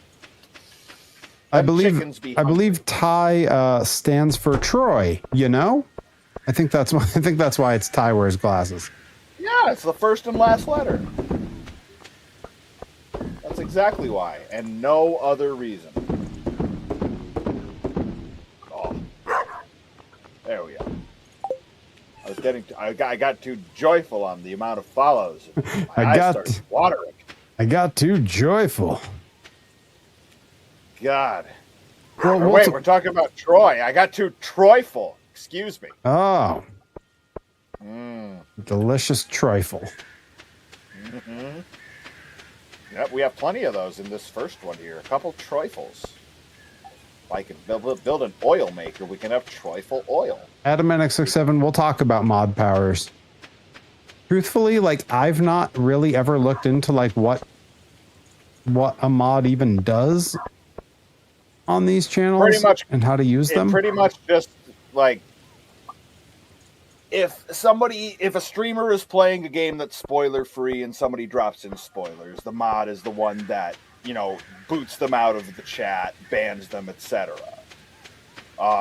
If it's a regular stream and somebody is being racist, homophobic, transphobic, anything like that, and you're locked in on the game, the mod is the one that'll, delete the message and ban the user and stuff like that.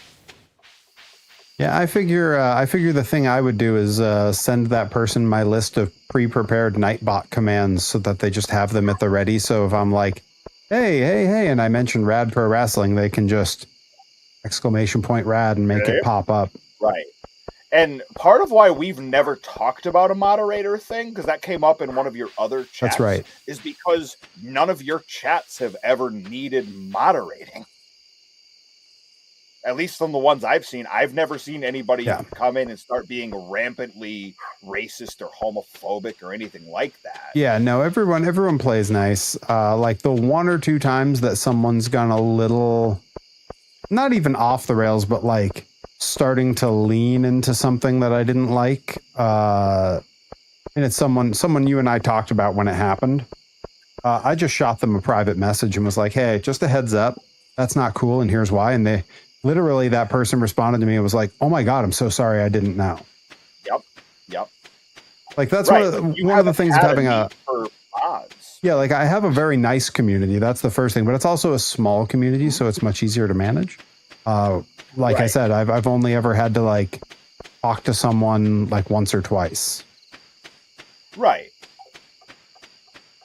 No, and it's like if that need ever came up, and if the channel suddenly gains a reach of 5 times what it is today, and suddenly people start coming in, you start doing the YouTube, Twitch at the same time, anything like that.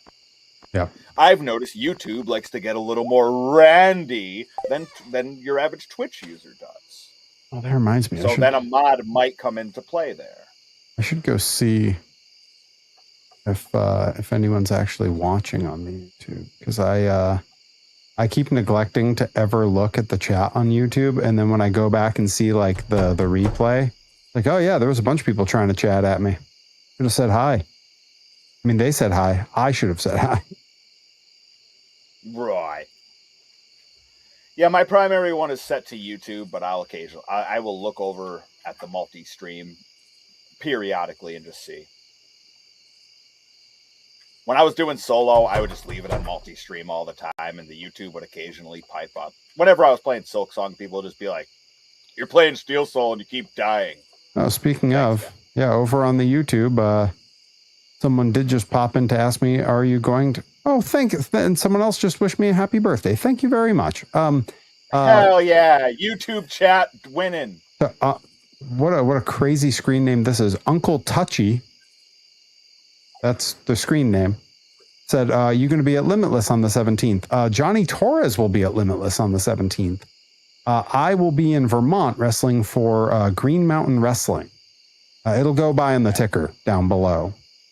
And getting some Green Mountain coffee. It's a good idea. Such a good idea. I mean, there's a whole vlog thing. We're just waiting for that to happen. Harry goes to Green Mountain Coffee, gets sponsored. Nicobene says it is so past your bedtime. We started the stream late, is what happened. Yeah. So I think we go through, like, based on what I'm seeing for time, 1 or 2 more days is about what we usually hit on here. That's fine. Yeah, our cadence is definitely a little off tonight, so it's just we're kind of just playing it by ear. But yeah, we can run through another day or two, whatever you're feeling, man. Yeah, I got a billion geodes that I've yanked in that I need to have the blacksmith take care of. So I need at least 1 more day, or else I don't like leaving things unfinished. I feel that. Yeah, cool. We'll run through 1 more. We'll satiate Nicobeans by putting the Perry to bed. Everything will be good. Well, and what everyone won't see is that when I'm done here, I still have about an hour's worth of intense work that I'm going to be doing right here at the computer to get ready for the all-day stream. So what you're saying is it's the chaotic countdown before the chaotic countdown. Nicobene says we're headed into Perry After Dark. I've kept myself in pretty good check on this stream. Although I am sitting from pad to pad. I mean, look, I've been throwing up the guns and flexing. I've been giving the people what they want. I opened with that. I said straight up, I'm sitting here barefoot. For the proper bits being thrown, I will show feet on Twitch. I'm not afraid of a ban. I'm not afraid of a ban. The beginning, you advertised that, and like I didn't hear any tickets being punched to Biddy City. I didn't hear any of this. That's right. I mean, we had one bit alert go off earlier. It was the Doink the Clown illusion bit. Yeah. But no, nothing that warranted, access for chat to toes and heel. Like, yeah, you see my heel turn. these why go to their banana stand when you can see my heel turn? Dad, are they strippers? If I know your Uncle Job, they're at least that. They're at least that. For a while in Maine, there was when Cityside Restaurant was still open and IWE was still a thing. There was a handful of people that would like to, use insider terms and be like, "You're a bad heel," and stuff like that. So after a while, I would just start yelling back at them, "I'm not a heel. I'm the whole foot." Oh, the Foot Clan. Yeah, out there working for the shredder. I ran with that for a minute. The whole foot. Yeah. Adam NX67 says, my Perry streak has reached 101. I may throw some bits on Saturday for Perry to do Cruella de Vil for karaoke. Yo, I'll sing Cruella. You think I'm scared of that? He's jealous of, I'm sorry, I got all fired up. Where's the audacity? The audacity! In the name of Pongo and Purdy. Yeah, see, thank you. Thank you. Mm-hmm. Thank you. I mean, who knows? It's possible that Saturday comes and you're going to see who the mystery guest for karaoke is, and you're going to want them to sing more than me. Because that's going to be the deal. Like, you can throw bits, and then you get to pick which one of us you want to sing a thing. It's Danny Elfman. I will say, because of my mic setup, I don't think that me and my guest are going to be able to do any duets, unfortunately. It's a little tough because it's just the one.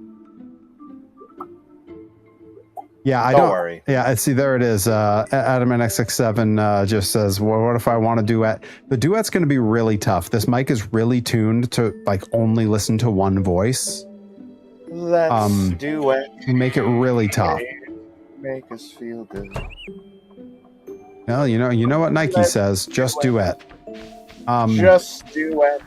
Adam NX67 wants to know if you can name all 15 puppies. Oh, absolutely not. You know how much? Absolutely not. You know how much I wanted you to suddenly reveal that that's like a thing that you've hyperfixated on? Nope. Sorry. Well, next time. You know what I want? I want Casper and Beam NG. You know what? I want a Casper-themed monster truck. Yeah, that's what we're talking about. The Casper monster truck. There is one. He was a classic. Oh, good. But like an actual friendly ghost. Yeah, it was literally Casper the Friendly Ghost. Thank God. I'm going to send you some pictures later. It'll blow your mind because it is one of the most gorgeous things you've ever seen. It was an old school truck. Did they do the Goofy Brothers too? Like Fatso? No, I don't think so. Well, can't win them all. But I'm glad that Casper got Casper. The monster truck world is very progressive, and they would never body shame that way. Fatso owned his size, so he didn't feel shame. You have to stop calling him He was already that. dead. He was already dead. No, I mean, I got his McDonald's toy. I feel pretty good about it. That's good. Oh, that's right. The Casper music video is on Discord, and it's set to Bonnie Tyler. Beautiful. What a time to be alive. Turn around. Bright eyes. I got a whole bunch of stuff. I just broke a bunch. Let's see. Would you like me to save the iron ore and copper ore? Yes, I believe.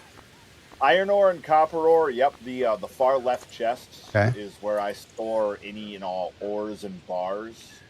I also got a earth crystal. It does not say anything about the guy at the museum, though.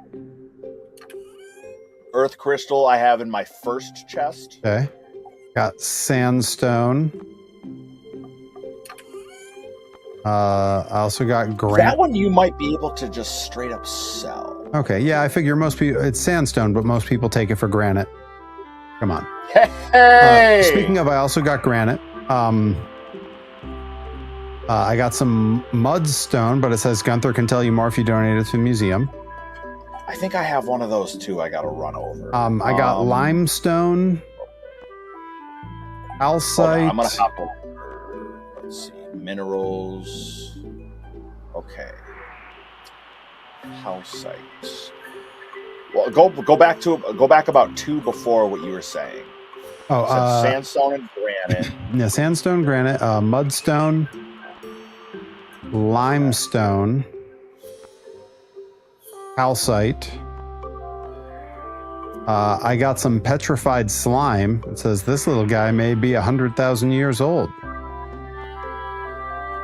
Then I got clay, and I got another dwarvish helm. Good chunk of this you can sell. Hunting for... And then the only one that Gunther said he had interest in was the mudstone, right? Yeah. Okay, you can sell all of those. Okay, I'm running a mudstone over to Gunther right now. Don't take that out of context, chat. And good heavens, running a mudstone is crazy talk. Mm-hmm. Do you think it feels good? I mean, honestly, it kind of sounds like pooping. It sounds like if I was taking a poop that I really needed to poop.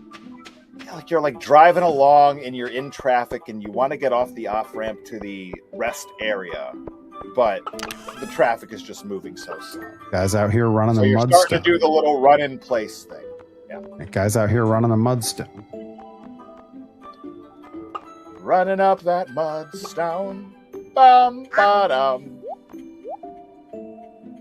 Let's see. So all of it, the granite and all that, I can just sell. Yep. Okay. Yeah, I would say the ores at this point are probably the primary thing you really need, and that's just for upgrading our own tools, and then eventually we'll be able to chop up hardwood and make our houses gigantic.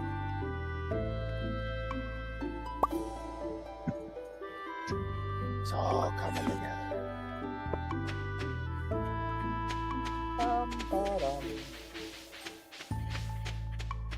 Especially since YouTube banned the MV with equalizer with Hellion Electric Eye. Yeah. I can see that. Judas Priest are kind of clingy, and that's okay. They wrote Turbo Lover. They've already said that they were clingy. You know, but they also wrote Breaking the Law. Yeah. What the hell? They're supposed to be rebels. Yeah, everybody's a big rebel until they're like, oh no, my intellectual property. Yeah. Bunch of babies. Yep. I'm sorry. Yep. I'm sorry. I don't think intellectual property is property. Nope, not really. I think you can retain it for a little while, Sure. but I don't think it's as long as what a lot of IP law says. Now look, I'm not here to villainize the Disney company.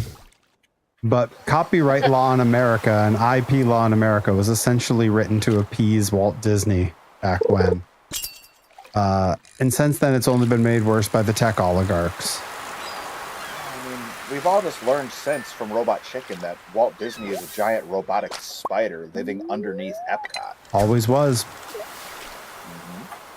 Nobody was surprised. Yeah, that friendly old man that would host the Disneyland TV show back when, that wasn't Walt Disney.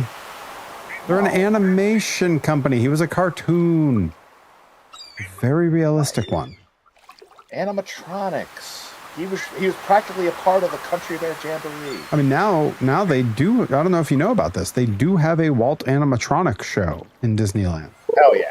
Hell yeah. The old Great Moments with Mr. Lincoln, which is sort of like what was the precursor to the Hall of Presidents? Yeah. Where Abe Lincoln was the first ever humanoid animatronic. That show remains in its entirety on Main Street USA in Disneyland. But now it's on a rotating stage and it switches every performance. So it'll do Great Moments with Mr. Lincoln, and if when you leave, you go right out and go right back in the entrance on the other side, it becomes, I think it's called the Walt Disney Story or something like that. And it's essentially the same sort of idea of a show as Great Moments with Mr. Lincoln, only at the end, the animatronic, instead of being Lincoln, is Walt Disney. Yeah, I've not seen it yet. They installed it after I was last there. I was hoping they would do they would have like a Steve Martin Short kind of chemistry. So, funny you go that direction. When I first moved to California, Great Moments with Mr. Lincoln was not playing for the first few years because they had just had it was just a couple years after the 50th anniversary of Disneyland. Now they're at like the 70th or something like it, because they hold on to the anniversaries for a long time, but they celebrate them for like multiple years. So they still had a few remnants of the 50th thing. They had a documentary about Disneyland called The First Great 50 Years that was hosted by Steve Martin. And that's what they were showing in there. And the whole documentary is Steve Martin trying to be a very earnest host and being interrupted by Donald Duck. And they're having antics and fights throughout. Perfect. It's particularly good because, and I'm sure you're aware of this, but Steve Martin's first job ever as a very young boy, he was like 8, was selling pamphlets.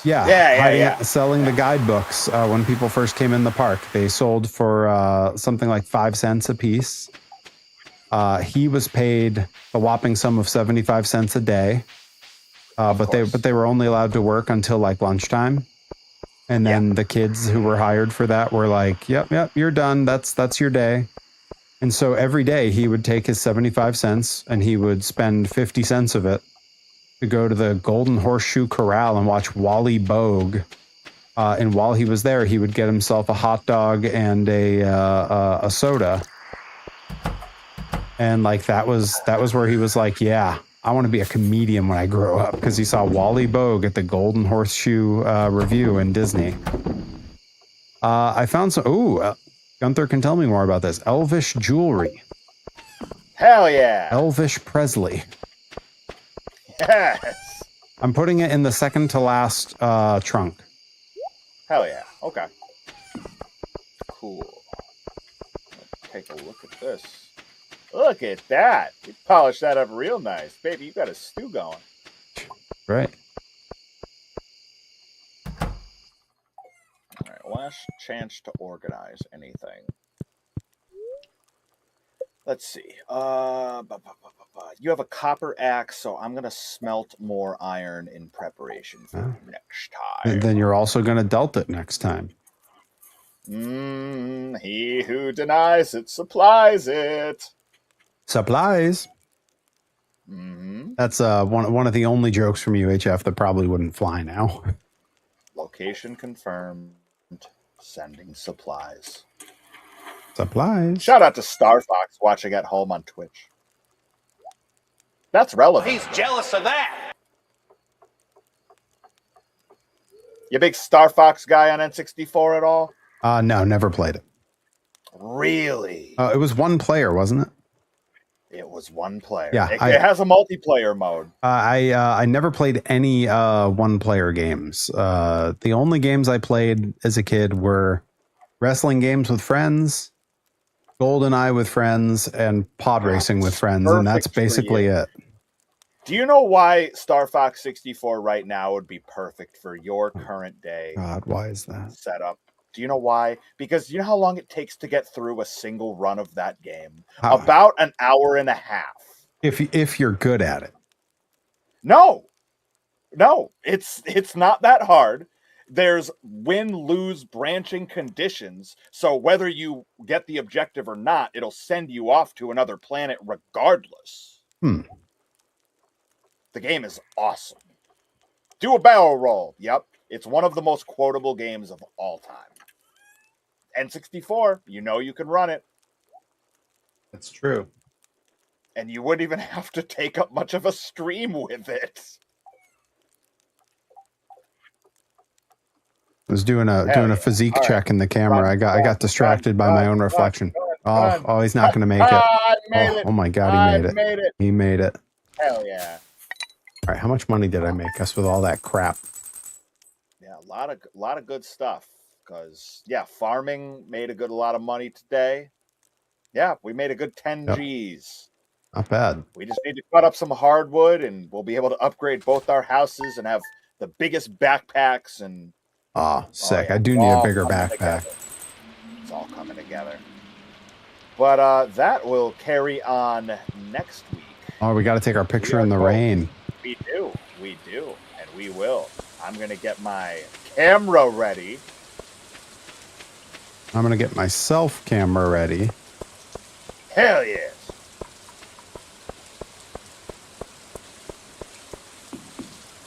There we go. Nailed it. Ready. Say cheese. There we are. Bad guy fall and poop. This is the part where we all throw our heads back and laugh. Ready. Ready. Anyway, golden. Well, everybody, it was a great time hanging out with everybody these last couple hours. We'll do it again, same time next week, probably earlier, depending on how schedules go.